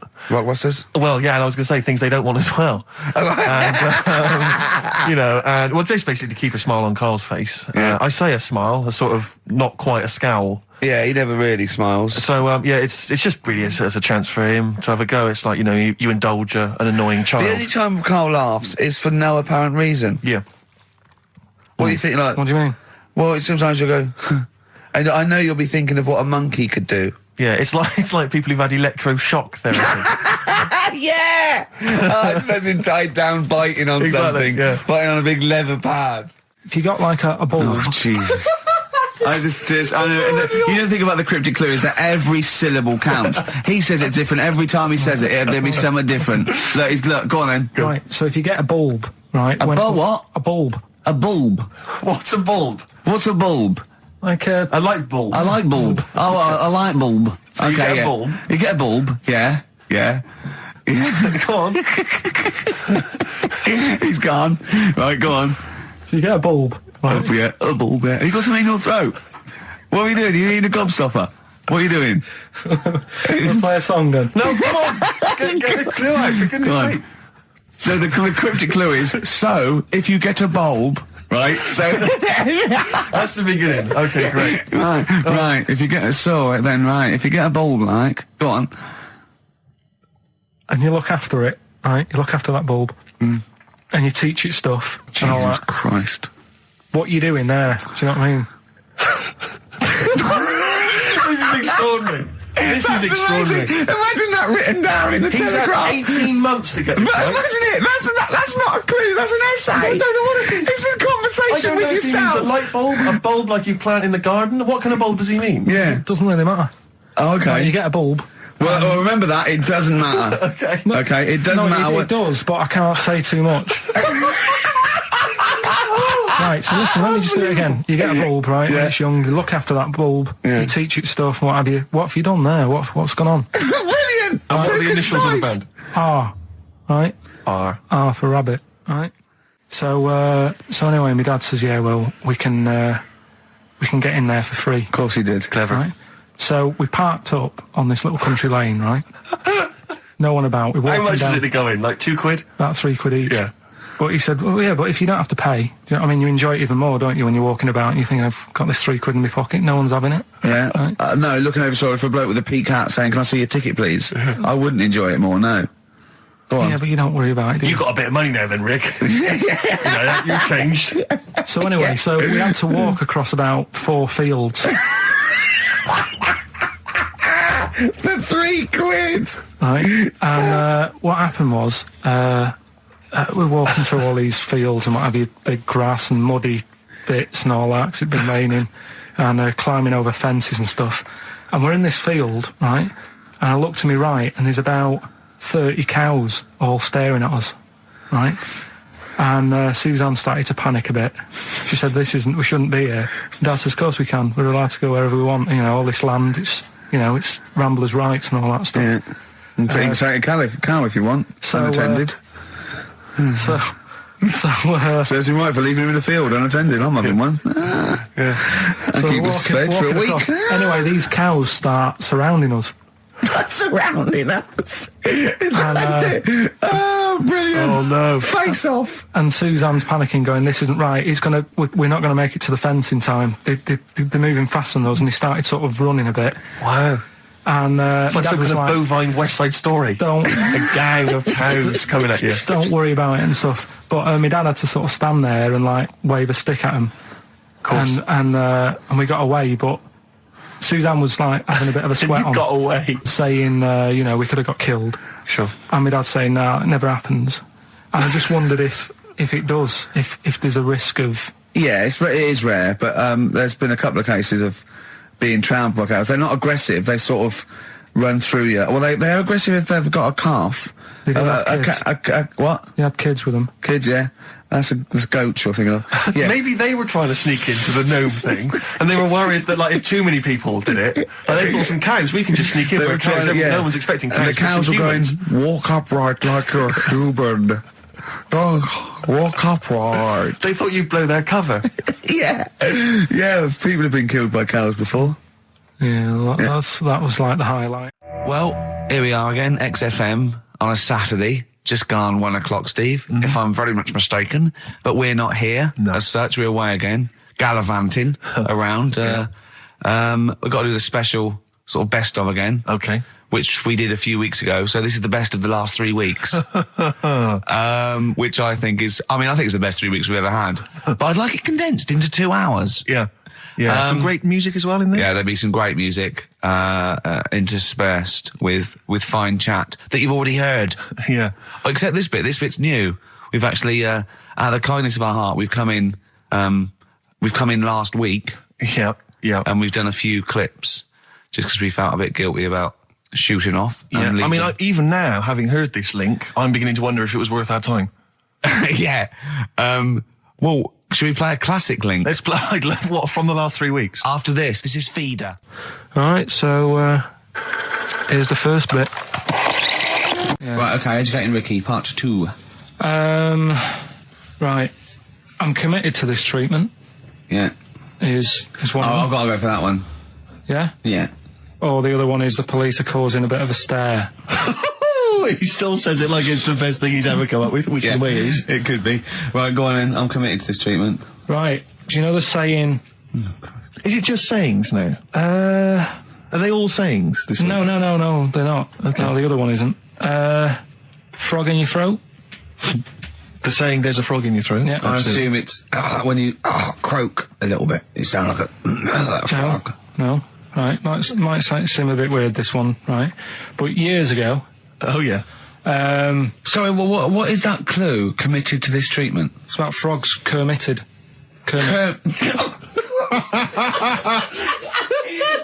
Probably works better with a K and an ER written down. Well, also, if you pronounced it Kermitted, yeah, but not committed. Committed to this treatment! Right, go on then. That's genius. So, yeah. Well, what? You go to the doctors and you go with throat hurting a bit. Right. And what they did ages ago. Ages ago? What year was this approximately? We are going back quite a bit with this one. Oh, okay, go on. And the doctor would say... did history. Imagine years ago, go on. And the doctor would say, right, keep your mouth open and you need to look at your tonsils. And the jaw would ache a bit, because they weren't as quick back then, because they didn't have the technology and stuff, and they'd have to, like, stare at it and study it and stuff. And, like, they get an achy jaw, right? Keeping their mouth open. Yeah, like you get, Yeah. and you a Mars bar or whatever. So they'd sat there, and they used to always close their mouth, and it used to annoy the doctor. Right? So what they did, they used to get a toad, Right. and put it in the mouth. Rubbish. Okay, keep talking. Keep talking. And that way they couldn't close the mouth because either they'd squash it, Right. or apparently you're not allowed to lick a toad's back. So the doctor would have them for breaking the law. No, but it's poisonous, right? A toad's back. You should never lick a toad's back. Or put it in your mouth, really. Oh, just stop for a second. Wait. What? Can I just ask one question? Go on, Can I just go ask on. one question? I've got a few, but go on. Sure. My initial thought is, it sounds like a brilliant bit of sort of medical knowledge there. It's a great idea. Yeah. My only thought is, how does the doctor see past the toad? Your tonsils? What's he actually looking at with the mouth open? Surely the toad is Isn't in it the like hopping way. around in the way? It didn't say. Sorry, and my first question is, was this on the internet? Yeah. Yeah, okay. Carl, that is bollocks. That is, I mean... Well, all right then.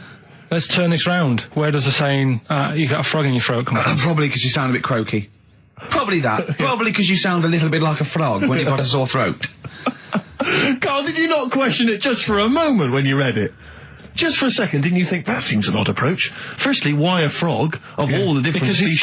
it's poisonous. A toad. So it's a toad as well. Yeah, well, that it worked. I'm committed. Worked. No, My point is it's frog in the throat. I was going to change it to, have you heard the news Toad Day? But I went with the frog. Oh God! Right, so that's think rubbish. about it. So that's rubbish. Next, can I have Let's play a tune. Let's come up with the God? last one. Can I just say? No, just play it. Just play it. Yeah. Yo, Carl. It was my birthday, right? Went home after working with you a couple of Saturdays ago, right? Girlfriend was like, open your card, and I said, no, it's my birthday on Monday, I'll open it then. You obey by the rules, don't you, on birthdays? Birthday rule. Well, there's no point. Well, exactly. Chaos leads that way. Yeah, right, so, Not an anarchist, never has been. so anyway, she was kept going on, it was doing me head in, so I said, alright, I'll open it. Yeah. So I opened it, ticket fell out, surprise holiday to one of the Canary Islands. So... And what was your reaction? I mean... First one was, we haven't got enough money. Right. For this, but I didn't want to ruin it, so No. so I didn't go on about that, and I said, oh, it'd be great, so I can't wait. So, did you say it in that tone of voice? Well, it was good timing because I was tired and everything, and I'm not a big holiday fan, but the timing was right. Yeah. Do you know what I mean? It's the same as last night. I don't always like a curry, but last night You're in the mood. you get that sort of, oh yeah. Curry, you had a feeling. Yeah, you had a feeling You for thought, curry. and then lo and behold, later you were eating the curry. It's weird, isn't it? Very Isn't it weird, the strange. Life is- paranormal? Isn't it weird? They work in mysterious ways. Ghosts. Yeah. So anyway, right, the island, if I was on with you here, I'd probably say it's a bit barren. Okay. Not much there, but if you get a hotel, you guarantee good weather. Right? Are you? No, what I mean is, it'll be a good holiday. If you get a hotel, right, the weather's always good, so you'll have a nice time. That was a comma, it was a, go on. And all that, and the food was alright, and everything was going alright. I was just having a nice, relaxing time. And how do you sort of spend your time on a holiday? You just lie around? Is that That sort of holiday, just lying around. I bought a book. You bought a book? Yeah. Okay, ghosts? No, it was short stories, right? It was About like, ghosts? no, it was about like special days in our time and time before me and stuff. Oh, yeah. And it was like, it was telling you about how I think it was 1814, the Thames frozen up. Yeah. And all these stories are told by eyewitnesses. Yeah. Right? So there's some fella who was around in 1814 and the Thames was frozen and people used to put market stalls on there and they'd do the shopping. It was like like an Oxford Street. Was that Mad Liar Charlie? No, because he's famous for that. Well, I'm sure, you know. No, I think that was Mad Liar Charlie. Right. Yeah. So I was reading that, and then after a couple of days was a bit like, boring. Yeah, you can only do sort of so much lying around. And so much reading.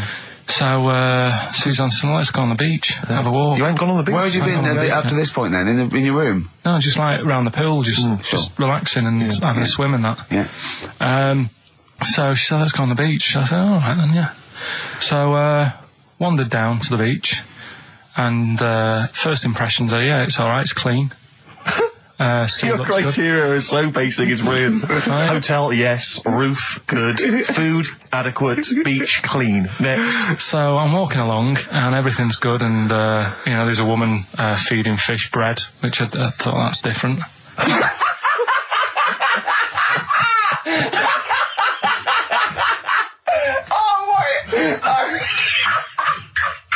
I love that. He likes originality. He loves a bit of originality. She was feeding fish bread? This woman was there, like, up to her knees in water. Yeah. And she was stood Was there. that a sea? Chucking, yeah. Oh, right, good. Chucking this bread, and I thought, what's she doing? And I stood there and watched for a minute, and there was little fish coming up, having the bread. I thought, oh. So we carried on walking, and everything's going well, and then this fella comes towards me. Everything's going well. Yeah, that's I haven't fallen over. Clean feeding bread. 2 points for originality. Fella comes walking towards me. Oi, oi. He's only got no pants on. Oh. So I said, Suzanne, what's going on? Why did he turn to her? Like she knows more than him. So she said, oh, yeah, it's, she said, yeah, it's a nudity. Is this going to be a long story? Could you pour that coffee? Can you give me that coffee over? Sorry, this is really bad. Yeah, because he's poured... Thank you. Just amuse yourselves while we sort the coffee. Thank you very much. Dave, do you want I'll have a cup of coffee, Carl. Thanks, yeah, cheers. Cold. Right, good. Okay. So... Great. Thank you. So she said, yeah, it's a nudist beach. So I said, well, why, what? I said, we're all it's all mixed up. Normally on a nudist beach, it's a nudist beach and you don't go wandering on there when you get your clothes on and that. So it annoyed me a bit, because there wasn't any signs. So this fella's getting closer. Well, the knob out was a sign. Yeah. Right, so he's getting closer, and he walked past me. It was an old fella. And he walked past and he had a hat on and a little pipe and a big rucksack on his back. Right, so he got me thinking... Not strictly naked. I'm walking along and I'm thinking, right, why do people want to do this? So straight away, I wasn't on holiday anymore, because most of the time when I'm on holiday, I don't think about anything. Right? Your mind's a blank. I just switch off. Right? But all of a sudden, this has got in my head now, and I turn around to look at him, and... Check out his eyes. And this bag, right, I swear, it was massive, right? What? You had a massive bag? The bag. His rucksack? His rucksack. Oh, right, okay. When he said there was an old couple coming towards me, I said, what was lower, the bloke's bollocks or the woman's tits? And he said, well, that was another point. She might as well have worn knickers. Because that's what he said to me. So you saw the bag? So it annoyed me, yeah, because the whole idea in it, this is what I think, I mean, I might be wrong, right? Might be wrong. Chances are you never have been before. Being nudist, right? What's it all about? So I'll tell you, on that point, Carl, let's play a tune, let's come back and we'll discuss... What are we going to play? We'll discuss that very issue. We've got some ideas, we did chat about this last week, Carl, in your absence. Alright, well, we'll play the Coral. Okay. It's a good one, this. Yeah. Coral, Dreaming of You, on XFM 104.9. I'm Ricky Gervais, with me Steve Merchant and Karl Pilkington. If you just joined us, Carl is walking down the beach, and a man has just passed him with his knob out. Yeah, his testicles out and his huge bag, apparently. Right. Now, we'll sum this up, quick, because we did talk about it last week. You did call me and tell me some of these things, and we sort of mentioned it last week, but you just want to say just give us your thoughts on nudity. Well, what I don't understand is, right, nudity, I thought it was all about, sort of being free. Yeah. Natural, letting the breeze, blow around you and that. That's all I can think is of like the bonus of doing it. But you can get that by just having a pair of shorts on, right? Because I'm not one for getting my kit off. It's just something a bit weird about it, isn't it? Normally, if I go for a walk on the beach, I'll put a shirt on. Sure. But leave it unbuttoned. Yeah. Oh, right, yeah, tease the ladies, sure. Do you know what I mean? Yeah. But it just feels a bit weird. So it's best to cover your back anyway, because the sun and all that. Advice, yeah. But when I saw him, and I thought, well, right, is he doing it to sort of be free and be comfy and all that? And then I thought, but he's carrying a big bag, right? I've got a pair of shorts on, and I'm not looking at him thinking, I bet he's really comfy. Do you know what I mean? I wasn't going, I can't wait to get home and get my shorts off. They're really annoying me, these. So... and that's just it. I don't get what it's all about. Yeah. Sure. Yeah. Sure. Well, okay. Well, my advice to you is don't go to nudist beaches again. Well, I didn't go again. That was Jane's Addiction. This is the Best Of Show on XFM 104.9. I'm Ricky Gervais, with me Stephen Merchant. Yes. This was a clip show. We recorded this a couple of weeks ago.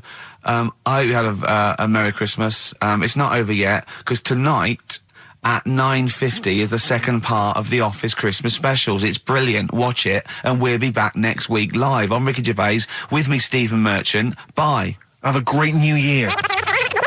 Can I just tell you a story that Karl told me a couple of weeks ago? Is this another ghost story? Another spooky story? Yeah. I called him out. I was, what are you doing? He said, I've just been reading ghost stories again.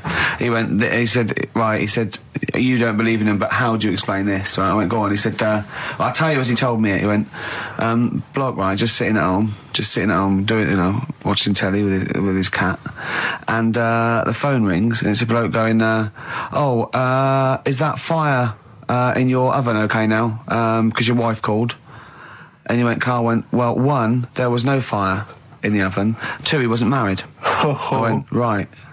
Go on. He went, well, then, right, there was a knock at the door, and there was 2 sort of people in sort of white coats, and they came and said, we've come about that fire. Your wife called us. He went, 1, there isn't a fire in my oven, and 2, I'm not even married. Right? And he said, they saw the cat, and they looked at the cat. It looks a bit weird at the cat came out, nothing. And he said, and then he went back, sat down, phone rings, and they said, did they sort out the fire in the oven that your wife told us about? Oh. He went, 1, there is no fire in my oven. 2, I haven't got a wife. And Karl went, what do you think of that? I went, that's not it. He went, yeah. I went, that's the end of the story. What?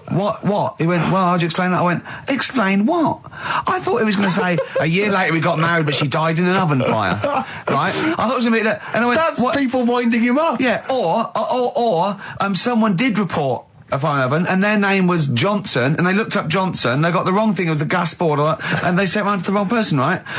You know, he went, yeah. I said, I explained it to him, he went, yeah. Why did they look at the cat funny? Oh, man alive, Karl. This is really weird, right? I was in my house once, right, and the doorbell rang. Yeah. Right, I opened the door, there was no one there. Yeah. Right? And then I looked across the street, There's right, and there were some kids running away. Yeah. Now, how do you explain that? Yeah. There was another time, right, where, I opened the door and there was a bloke goes, you've ordered pizza. I went, I haven't ordered picture. And I heard my mate upstairs giggling and putting the phone down. Yeah. How do you explain that? Karl, seriously, why did you tell me that story? What do you think that was weird about that? The fact that it was 3 different people. Is this all the information? Is that the entire story? It was 3 different people. Did you fall hassling asleep him and not read the about end? A fire that didn't happen, about a wife that didn't exist, and a cat that didn't look happy.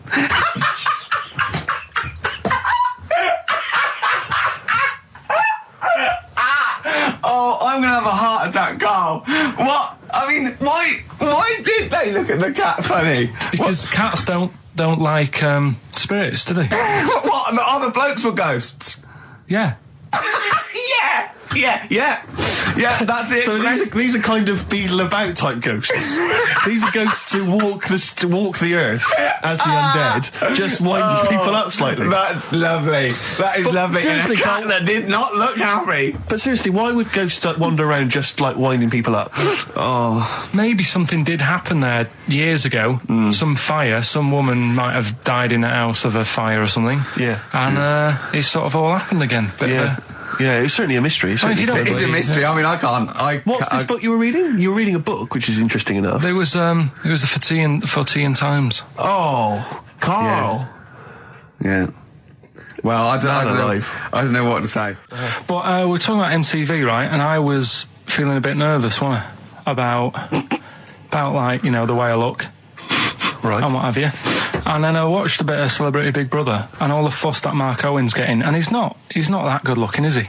He's a very. I want to be Mark Owen's mate. If anyone who knows Mark Owen or Mark Owen's listening, I want to be his mate. I think he's brilliant. I think he's a nice lad. But what I'm saying is, right, all the girls go mad over him. Yeah. And he's not that good looking, is he? Well, no, he's got. He is in a certain way, isn't he? That sort of non-threatening. But he's not stunning, is he? Do you know what I mean? No, but no. Well, what's your definition of a stunning? Yeah. Well, who do you like? Someone who you look at and you go, God, they're good Which looking. bloke do you fancy? What bloke do you think's attractive then? So if I was into men, Yeah, yeah. In fact, you can still say a bloke's a good looker without fancying him. Who do you think is attractive? Probably. I mean, it depends what you're looking for. No, just look. You think it's looks as well. Of course, yeah. Who do you say was attractive? Who do you say was like stunning in your definition? A good-looking lad. Yeah. Good-looking lad. Oh, look at him over there. He's.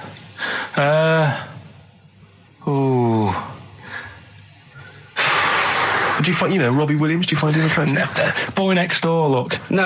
Who do you? Carl, hurry up, because it's we've only got 2 hours. Probably. Do you know? I can't think of one offhand. Mark Owen is pretty good looking then, really. There's not. Just name one bloke that you think's an attractive guy. There must be one bloke that you've either met or that you've seen in a pub Who do you think on a is poster. attractive? Tell you what. Go on. Tell you what. Works here. Young Alex Zane. Alex! Well, we know Alex, maybe we can fix you like that. Oh, I love you, Alex. You've got so much.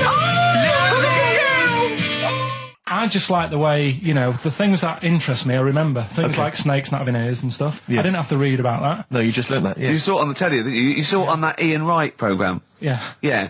And this is what Carl said to me. He said, it's actually, I called Carl up in the week, and Reese was with him. Reese used to be on XFM, and he took the phone, and he went, Carl's worried, I've seen that programme. He said, snakes don't have ears, right? He said, so you can creep up on them and pick them up. And he said, Carl's worried. He said, how would you ever put them down again? Because then they know you're there. I woke up the other night, quite late. Worried about that. And I said to my girlfriend, I said, how do you put a snake down? And she said, what are you talking about? I said, that Ian Wright thing, this guy managed to pick up a snake. And do you know that thing where they clamp its head on a jar to get the poison out? I do now. Right? They did that, but they didn't show you how they got rid of it, and I thought, it could really get nasty, because it's obviously annoyed that you've had its head pressed in the jar. Yeah. Right? They hate that. Now... Especially as it's in front of their mates. When you lift it off, Yeah. right, you've got hold of it. Yeah. If you go to chuck it down, it's going to turn on you. It's going to go wild, isn't it? So, I just wondered. Well, what you do is you never put it down, Carl. Yeah, that's why that bloke has got about 11 or 12 just carrying him. Exactly. Yeah, you never put it down. You sling it. Who cares? You just throw it, don't you, really far. That's not that. I don't think you should throw. But Carl, listen, don't worry. We're not asking you to get involved with snakes. Like I said to you, though, the reason I did this was to get that kitchen, right? Now, brilliant. As we speak now, right? Builder's in the flat. He's been annoying me. Of course he has. Of course he has. What's he been doing? When he turned up on Monday, right? Yeah. Wanders in, and the first thing he says to me is, said, the pub across the road, is it any good? I said, well, it doesn't matter, does it? You're working on the kitchen. Think of saying that to a builder. Probably making conversation. Probably meant, do they do a toasted sandwich? Because I've got a half-hour lunch break, not an hour, like Karl Pilkington. So I'll probably go and get a nice, cheese and tomato sandwich. Is that genuinely what you said to him? Yeah. The first thing you said to him? Suzanne had to go at me saying, why have you said that? He hasn't even started on it yet. I cannot believe that. You're unbelievable, Carl. And you say it's us that are rude, crass, I wasn't being thoughtless. rude. I just was letting him know. Do you know what I mean? I know what He they're up knows to. what he was there for. He had it down on his little docket. Do the kitchen this week. He didn't come there and go, what did I come out for? Was it to go to the pub for a week? Why am I wearing these overalls? Yeah. Who's the little bald mank twat insulting me? Let me just check. Let me call the head office. I wasn't having a go, though. I mean, they should have finished it yesterday, and they're there now, right, on their own. And what annoyed me is they turned up late today. Hold on, Carl, I've just realised something. They're probably listening to the radio. This, I assume, tuned to XFM, isn't it, in your kitchen? Yeah, but they don't know it's me, do they? Do you know what I mean? No. They'd go, he's got a whiny mank voice as well. So's the bloke who owns this place. And the bloke who owns this place, when I said, what's that pub like across the road, said, well, you won't be bothering that. He's working on this. No, he won't be able to put two and two together, will he? You've suddenly, the penny's dropped, doesn't it? You've suddenly realised. Look at his face! Yeah. He's suddenly realised they might know it's him. And they could be listening, and they're going to clean you out, mate. Oh, if you are the builder working in, where is it? I won't say the address, but it's Central London, isn't it? Yeah. Go mental. Have whatever you want. Opposite Seriously. that pub. that you like, that you're... He'll probably be in there now, so he won't be listening. Oh, insulting You know what I mean? a That's a further British insult. workman. He should have been in just go today. mental. He should have been at 8 this morning, Just which annoyed go me anyway. mental. Why? I really don't understand why they've got to start so early, right? Yeah. But he said he'll be there for 8, turned up at 9:30, right? Wanders in, and what annoys me is he could have left all this downstairs. He had a paper under his arm, Yeah. one of those crossword books, and a pot noodle. Now, I'm not being funny, but most of them take quite a bit of time. A crossword book, he's not happy with just the one that's in the paper. If you're listening, if you are the builder that's listening now, doing Carl's flat, what about pissing in the laundry basket? All right, this is Karl, the producer of Ricky Gervais and Stephen Merchant on XFM 104.9. We're playing out some of the best bits. Hope you're enjoying it. Here's another one.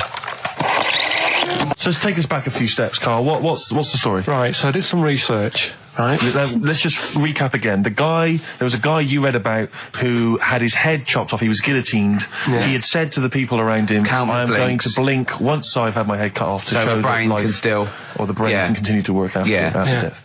Okay, so yeah, we queried that. So you weren't having any of it? Well, no, possibly for a few seconds till the oxygen stops being fed to the cells because the blood has drained away. But, you know, nothing spectacular. So Right, go on. well, along the similar sort of lines, right? This is quite a few years ago.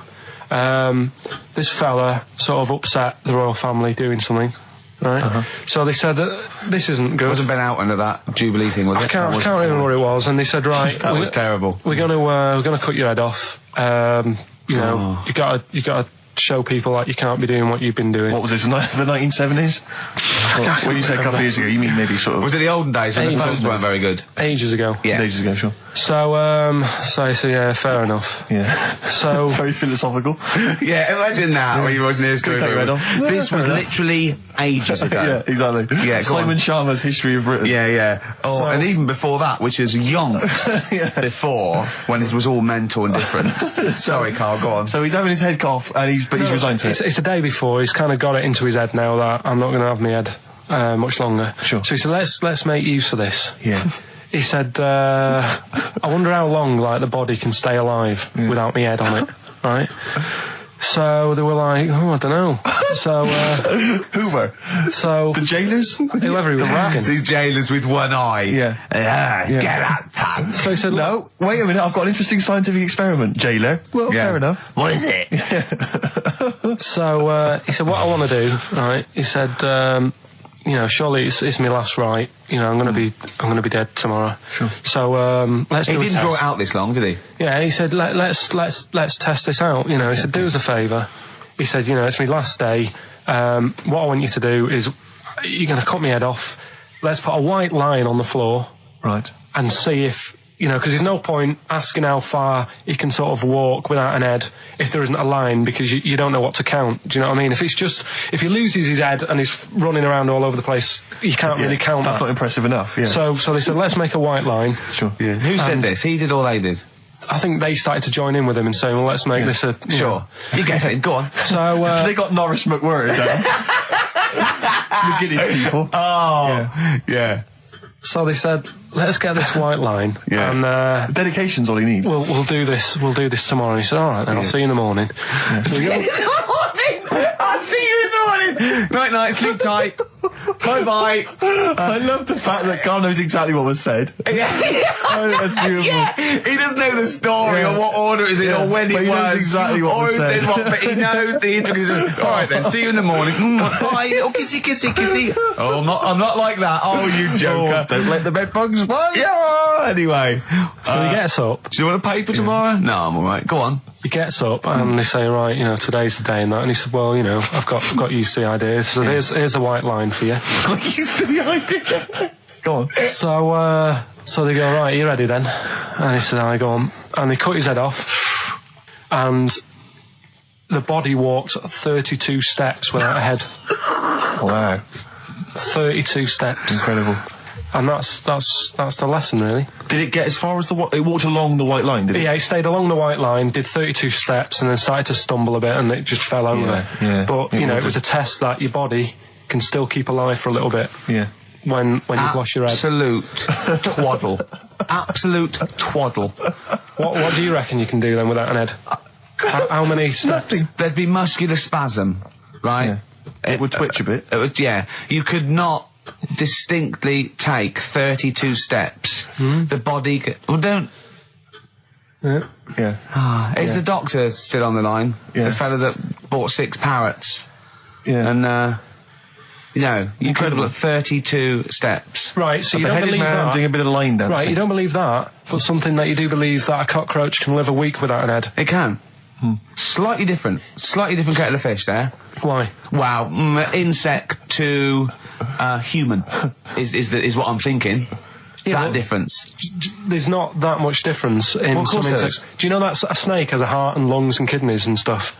Go on.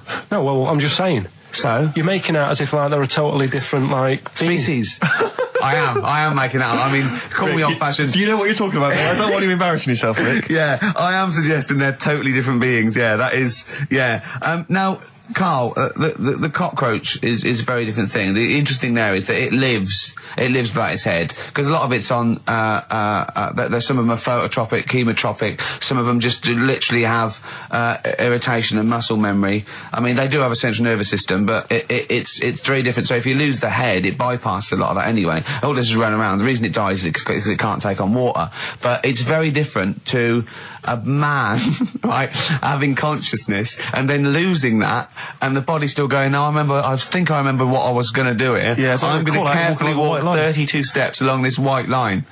Imagine just looking down going, oh, missed a bit. Yeah. Maybe the head was in the corner going, left, Yeah. left, left. Oh, he's now, ooh. Well, let's just put it out. I mean, if anyone listening has maybe had a relative beheaded, maybe in a horrendous car accident, but they got up, maybe they went for a walk, they had a little chat. Oh, they passed dear, on. Karl. Get in touch. Karl, you are my favourite being. You are my favourite species. Now, you, Karl, may not be particularly different genetically from a cockroach. You are, Why can generally cockroaches speaking. do that? Why whoever made them went... Let's play a record. Do you know what, when I told him this fact, I send him little facts on text messages just to inflame his, interest. I just sent him a cockroach can live 9 days without its head. He texted back, what's the point of that? Yeah. What's the point of They're that? not doing experiments, these cockroaches. It's a boring last week to have.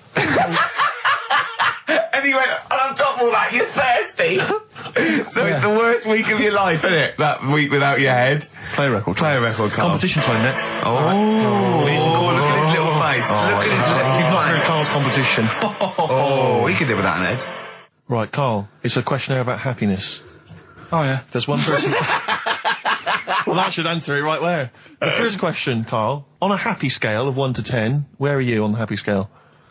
Is it at this moment or in general? Well, I would say generally. Okay. Yeah, but you don't always have to I think I'm happy in that, but I don't always show it. You never show it. No, but it doesn't mean I'm not happy in that. Like, I'm alright at the moment. I'd say I'm probably on about an 8. I was probably at about a 9 when I woke up, right? And then, sort of fell out with Suzanne over her haircut. Yeah. Right? She went for a haircut and came back with something that I didn't like. Sorry, what did you say? So when your girlfriend walked to the door, she had her hair done, you said, I don't like it, alright? Well, she could tell by the look on my face. I said, but don't you say, no, I'm happy with it, I just can't tell. I'm loving it. Because then she won't have it done again. Oh, You've Karl, gotta I let just people cannot know. get over you. I really can't. No, but you haven't seen it. Right? Oh, So then I was fed up, but then I thought... Sorry, what authority have you got to talk about haircuts? yeah, you had officially from a barber in Manchester above a railway station in a shack, it was £2 a cut, told you had the hair of a Chinaman. Well, you wish you had the hair of a Chinaman now, you got no hair. You're a little bald man with your mouth open, so don't... Is she listening to this, Suzanne? Sitting at home with a woolly hat on? I don't know. But she knows now, doesn't she? What did you say? What What words did you did do you say? about it, I though? just said you look like someone out of Slade. Interestingly, that's what I look for in a girlfriend. Oh, God! Which one is Slade? That one with the funny... Not Dave Hill.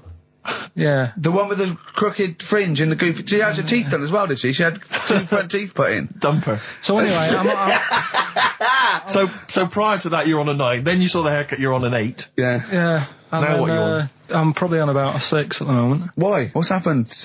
Well, while Star Sailor was on, bit more head squeezing going on. So, yeah, about a 5 or 6. So generally speaking, what would you say you are? About 4. You're on a 4.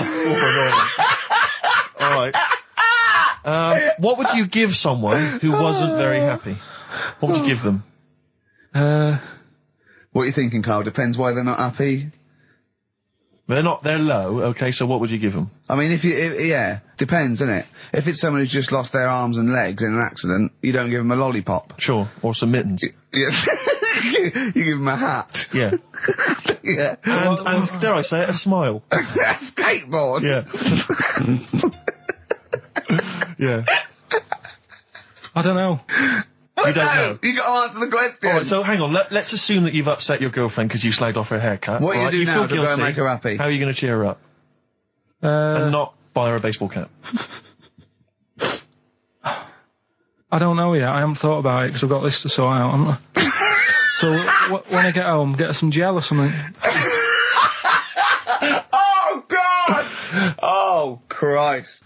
Oh, that's a wonderful, wonderful clip, and Yeah. a great record that preceded or followed it, I'm not sure. But, Oh, dear. could I make some dedications? Yeah. Because I, last week, just before we had to come in to record this, I popped out trying to get onto the tube, and I had a nightmare because there were millions of protesters, so-called protesters. Now, a lot of them obviously doing good work. There was one fella, I think you'd have appreciated it, because I know you are very politically active, and I think this guy has really studied hard, and he's realised the best way to make his voice heard on the international political stage is to ride around on a tricycle wearing a jester's hat. He was really shaking up the bloody government. want to be George W. Bush about now. Not indeed. Once he sees that. Once he sees that guy. Imagine his aides rushing in and going, George W., look at this guy. Where's that? That's in London, England. Okay, call off the forces. Is that a large tricycle? Yeah. Is he wearing a nappy?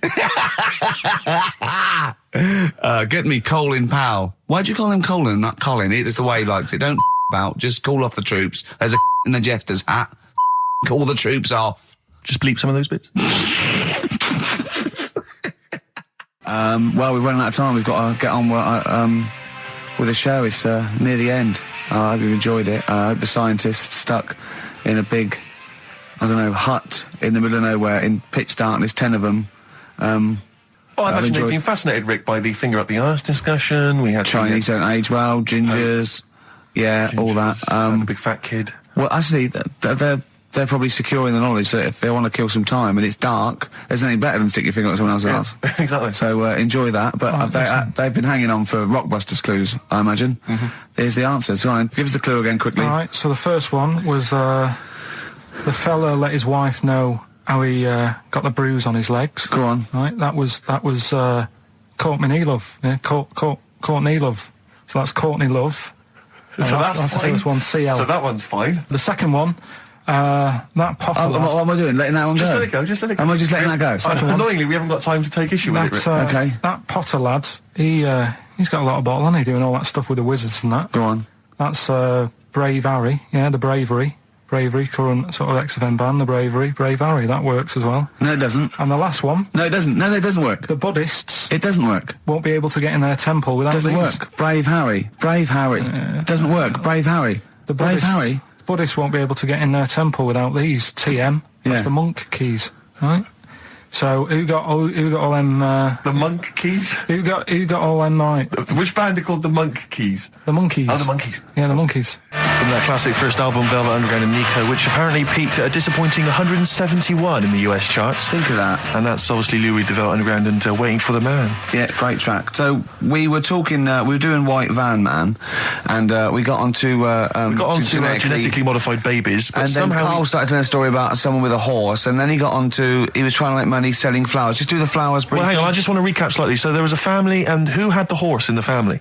It was. Because you lived on an estate in Manchester. So didn't you? the mother was a right pig, apparently. I don't know if that's you relevant. don't need to go that far. But what I'm trying to do is like make a picture for you so you understand. What does she look like? Who did she look like? Bit of a, and no disrespect to her, bit like Pauline Quirk. Quirky, yeah. Right? Okay, I knew you were going to say that. Yeah. I knew it was going to be Pauline. Did she have any tats? Did she have any tattoos? I've never got that close to it. Okay, all right. So who had the horse? Was this her son or her husband? No, her daughter. Her daughter had stolen a horse. Yeah, from I don't know where. I think there was some stables down the road or something. And they kept the horse in the house with them? They kept it in the house. Did they didn't get have caught? it for long. No. Sorry, and you said you were in the house one day and you saw the horse No, in what there? happened was I was... they did this thing at school about raising money for charity, right? For some local charity. And they said you can do anything to raise money. And they came out with all these ideas and I thought, that's good. What was the charity? Well, I don't know. I thought, forget the charity. Yeah, that's I'm just a good charity, money-making idea. So, you're a charity. So I asked my mum for some... she used to have a lot of flowers around the house. Sure. I said, can I just take some snippings off them? And I'll go and buy some plastic cups. And got some soil out of the garden. Planted the bits of plants in them. Yeah. Got a tray. Yeah. Had about 25 plants on it, selling them for 25 pence each. Excellent. Did you sell any? Yeah, so loads. Did you just cut? You didn't just cut them and stick them in the soil? Yeah, they wouldn't have survived. Oh. But I think people sort of thought, well, good on him for trying. But anyway, so I went round to theirs because I thought their house could do with a bit of colour and stuff. Yeah. So it's a bit rough. So as I went... The horse went, thank God for that breakfast. They've been feeding me kitty cat. So I got up to the door and they opened the door and it was one of them houses where no carpet. Yeah, a horse in the living room. You know. We've all been there. And the horse was walking around the living room. Oh. I looked quite happy and everything because I always say that about animals. Black Beauty right? was on. Yeah. Well, think about it, right? If you were a horse, where would you rather be? In a little wooden hut with a load of hay, or in like a house with a central heating, 3-piece suite and a telly and that? Telly and that. No, but I was saying this the other day. And an Atari, right? I was walking through London. Commodore 64, rubbish. Exactly. Walking through London with Suzanne, right? Yeah. And you know, like homeless people always have dogs. And she said, "Oh, I hope she looks after it." I said, "They've got that dog is happier than most dogs, right? Because people always walk past and give it a pat on the head. Yeah. It's with its owner all the time. Yeah. It's out in the open. It's not locked up in a house. Yeah. It doesn't eat, but other than that, no, it does eat though. They're always all right. So that's what I was saying. I think this horse was doing all right for itself. Do you know what I mean? Well, not many horses have got their own house. Exactly. For a start, yeah. But anyway, that's by the by. Yeah. So anyway, this family. Who's a bit... What were we talking about? It was about cloning... Genetically modified kids and all that stuff, yeah. Right. Now, what I'm saying is you could say, you know, right, Steve, you could have a baby, right? And Ricky could see it and say, God, I want one that looks like that. Yeah. Right? It could happen, Rick. So... Come on, work with him. So you take it to the doctors, and I don't know what they do. They inject it with something or whatever. Yep, that's how it's done. Yeah. And get a little baby, and there it is. It looks the same. Now, the thing is, you separate. You both go off and do your own things. Yep. Right? Now, you look at Stephen, you look after your baby. Yeah. You treat it well, you give it good food and I'm a good dad. all the vitamins and stuff. Yeah. Ricky just gives it cheese. Right? So then it changes its looks. It goes a bit fat. You know, it gets tired easily and that sort of thing. Now, when this family... Why am I just feeding a baby cheese? Right, this family who had a horse in their house. Yeah. They had a little baby, and my mum went round and said, "You're not going to believe this, but it's a beautiful looking baby," right? Yeah. And I was like, well, you know. And the weird thing is, it was a good-looking kid. But as time went on, they didn't really look after it. And I'm not saying, like, abusing it, but it used to run around. It used to play out till, like, 10 at night. Yeah. It used to chase cars. Right. It was a bit... Did it have hooves? No. Chase cars. Right. What sort of kid chases cars? Oh God! No. Was it called Rover? The weird Did it catch sticks? It's Liam, it was called, right? Right. Now, the weird thing is, it was a good-looking kid, but as time went on, and all that, like, not eating properly, and its hair was all patchy. It's not Liam Gallagher, is it? And chasing cars and that, and it became an ugly kid. It's definitely Liam Gallagher. And that's what I'm saying, right? You can clone all you like, but at the end of the day, it's how you brought up. Brilliant. Wow. Live. Wow. That was a hell of a point. Oh God. But am I right? Oh, you're always right, Carl. XFM 104.9. Lovely, that one. Now, again, I broke the rules in the week. I met up with Carl. I had lunch with him.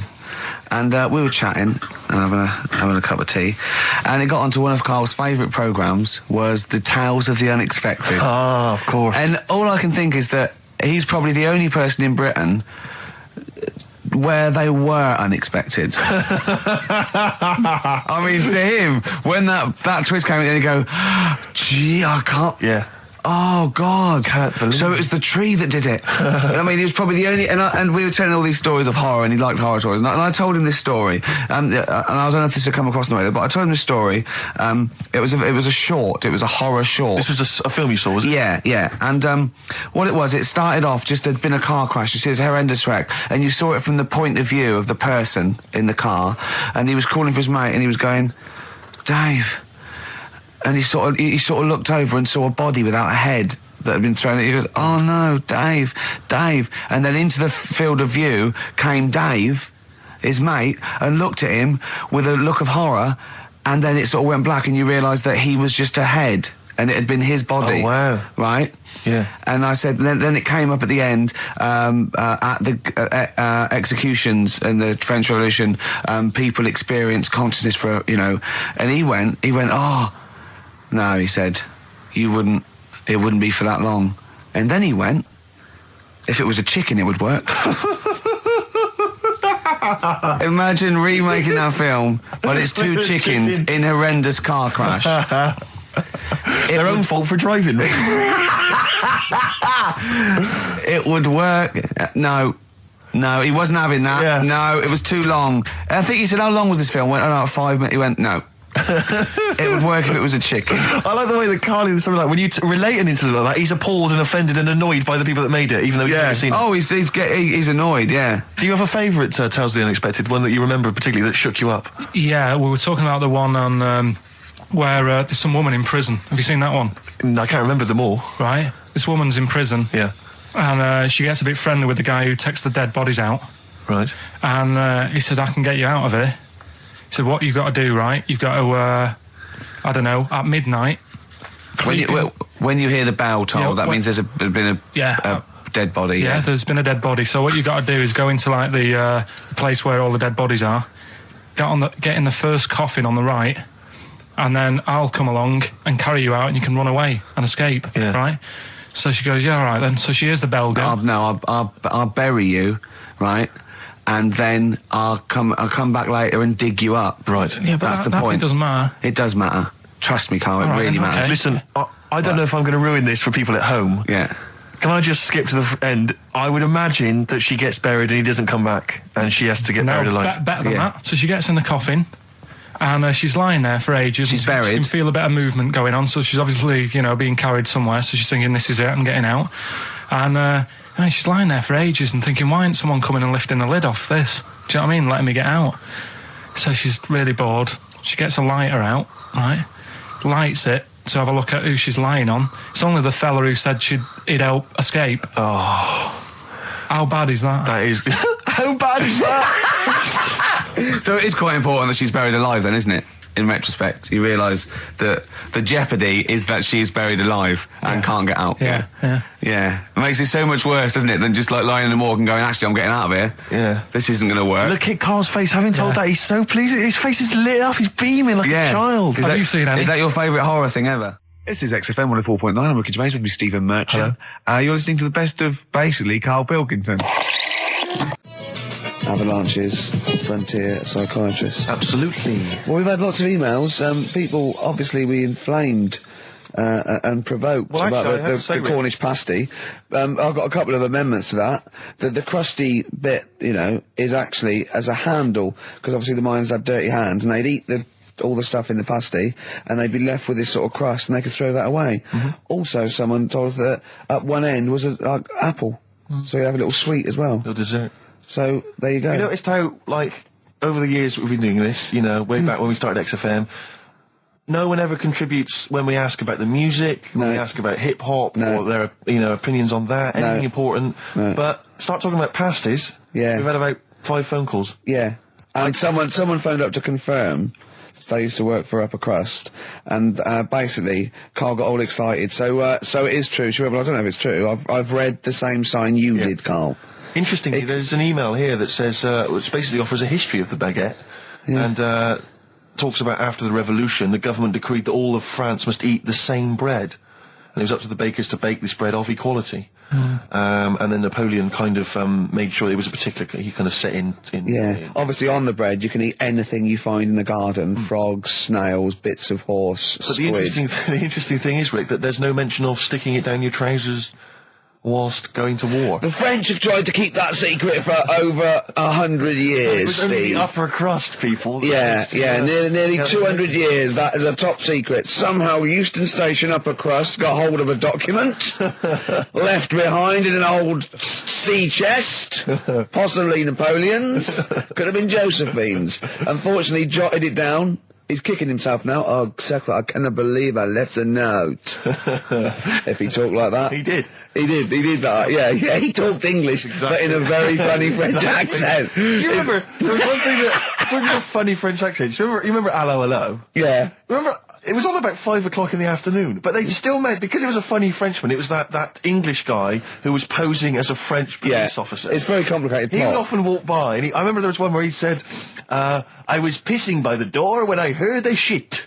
Oh yeah. Now that's passing by the door. I'm allowed to say Passing that. by the door when I heard a shot. That's what he's saying. I'm allowed to say that at 2 o'clock because I'm just saying I'm talking in a French accent. Yeah. I was pissing by the door when I heard a shit. Yeah. That's fine. Yeah.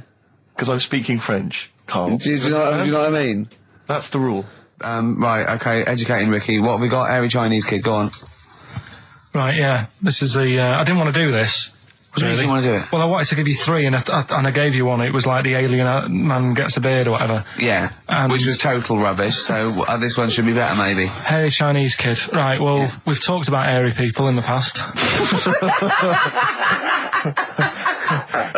True enough. Haven't we? Yeah. You know, the little kids who grew up in woods and hung around with wolves and that. Yeah, again, you're confusing it. Yeah, they're not, there were some people that were born very hirsute. They were not the people who were brought up with wolves. You just put that together in your Homer Simpson type mind. Right, well, this is like a sort of close to that sort of story. But the weird thing is, right, Chinese people aren't that hairy as a nation.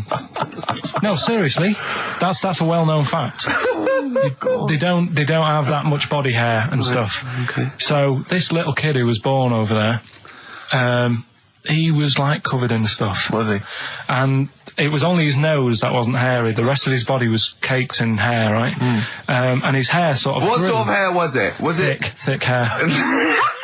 No, what I mean is, was it sort of like a pony's mane, so he just looked like an Ewok? You know what I mean? Just like hanging down sort of straight, dark hair. In the picture, it looked like... it grows from his eyebrow. It grows from his eyebrows quite thick. And then it just goes all the way over his head. You don't think it was just really long eyebrows that he'd done a comb over?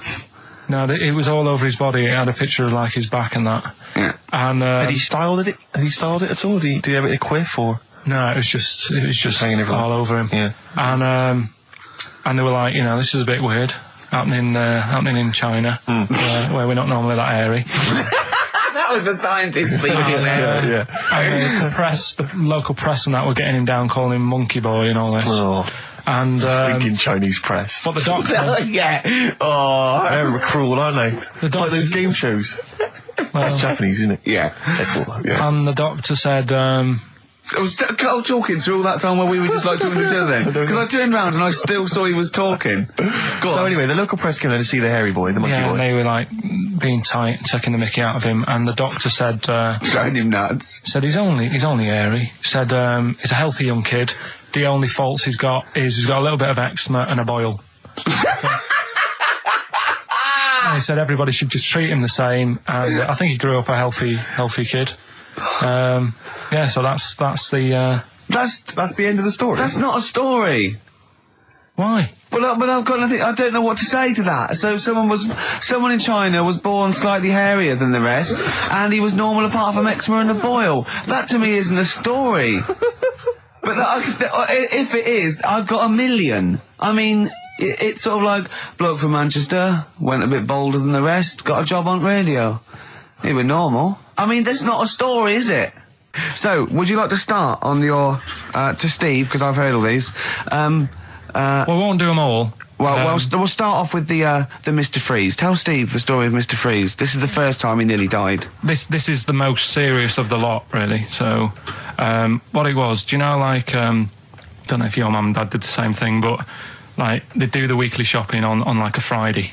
Yeah. So when you got to Thursday, there wouldn't be much stuff left in the cupboard. It'd just be like, you know, your Jacob's crackers and stuff like that.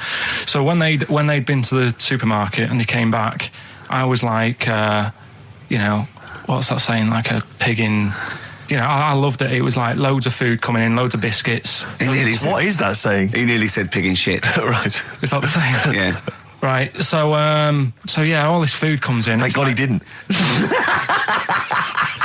Otherwise he'd have been in trouble. That's true enough. Because he's culpable for our actions, because Exactly. he's the producer. So technically, that twat's in charge. Go on. Right. So anyway, so there's loads of food, and I'm like, oh yeah, look at this, and chocolate biscuits, and you know, penguins and stuff. Bacon. And bacon. Just in case, you never know. So anyway, my mum and dad's putting the food away. Me and our kid are like, he's already grabbed something, gone back upstairs. It's like feral children. it's like a quest for fire. And then they run upstairs. What did he just sit under the bed, gnawing at some sort of pig's trotter? So I saw, do you remember Mr. Freeze Pops? I do, yeah. So they're kind of like popsicles, icicles. Yeah, but really long, like a foot long, right? Yeah. So I thought, I'll have one of them. So I grabbed it. Went for the nutritious stuff first. Absolutely. And like my mum and dad are putting this stuff away and what have you. And I rip it open and knock it back, right? Straight away, just right back like Swallow that. it straight away, yeah. But it went down the wrong way, right? So I was down like, your shirt? So I was like, oh God, I can't breathe. And my mum and dad didn't even know what I'd ate. Do you know what I mean? I ate it so quick. Yeah. And I'm sort of tapping my mum on the back, going, and she's going, oh God, you know, he's choking again, because I was always choking. If it was one thing, I don't know if I've got like a small throat, but I mean, even Ricky knows I can't drink that much, can I? Yeah. Do you know, or eat pebbles. I'm not a quick drinker. I'd always, I think I'm scared of like swallowing stuff. Yeah. And it was like bottle tops and mint imperials and stuff. I was always choking on stuff. Oh, jeez. So anyway, she's going, oh God, what's he picked up on it now? Drop it. So- And she hit his nose with a stick. So I was going, I'm choking. At this point, my dad had I think he'd put his share away, you know, his food away, and he'd gone. His share. I love it. Yeah. He'd gone to watch like Winner Takes All or whatever in a lounge, and I was in the kitchen, and I was starting to I didn't care anymore. Do you know what I mean? I just got to that point where I wasn't struggling anymore. You just thought, I'm done I just for. was like falling to the ground. And my mum's going, you know, get in here, I think it's serious. And my dad comes in and sort of starts shouting at me, saying that's what you get for being greedy. He didn't even know what I'd eaten. Well, it was the moment to teach you a lesson, certainly. So he's there like that, and my mum's going, oh, look at him. And my lips were going purple, and my eyes were rolling into the back of my head. You look like Marilyn Manson. And so anyway, she grabbed me from behind and did that fireman thing. The Heimlich manoeuvre. Yeah. And, you know, winded me. And it came up, and I was all right. What, the whole popsicle came flying back out? You see, that's what I don't understand. Because there was nothing there. No, just a little bit. No, it swells up, doesn't it? Because it irritated it. So it went down your sort of like your epiglottis. It went down the wrong way, like it went into your air canal instead of your throat, and it sort of spasms, and that's the fear. You just got to calm it down and relax. So in time, I would have been all right. Yeah, anyway. you don't. Well, no, you might have. So that's so that's hang on. one. No. But the weird thing is, like for 3 days after that, I felt like a sort of special person. I went to school. I'm saying nothing. I did full days. A special needs person. Yeah. I went to school the next 3 days after that. I didn't wag it or anything. I did full days. I love that. 3 days, turn over. Yeah, exactly. After 3 days, you thought, screw it. Yeah, did a quick history exam. Right, next That was one. weird. That's popsicle. That's popsicle hell, we'll call that.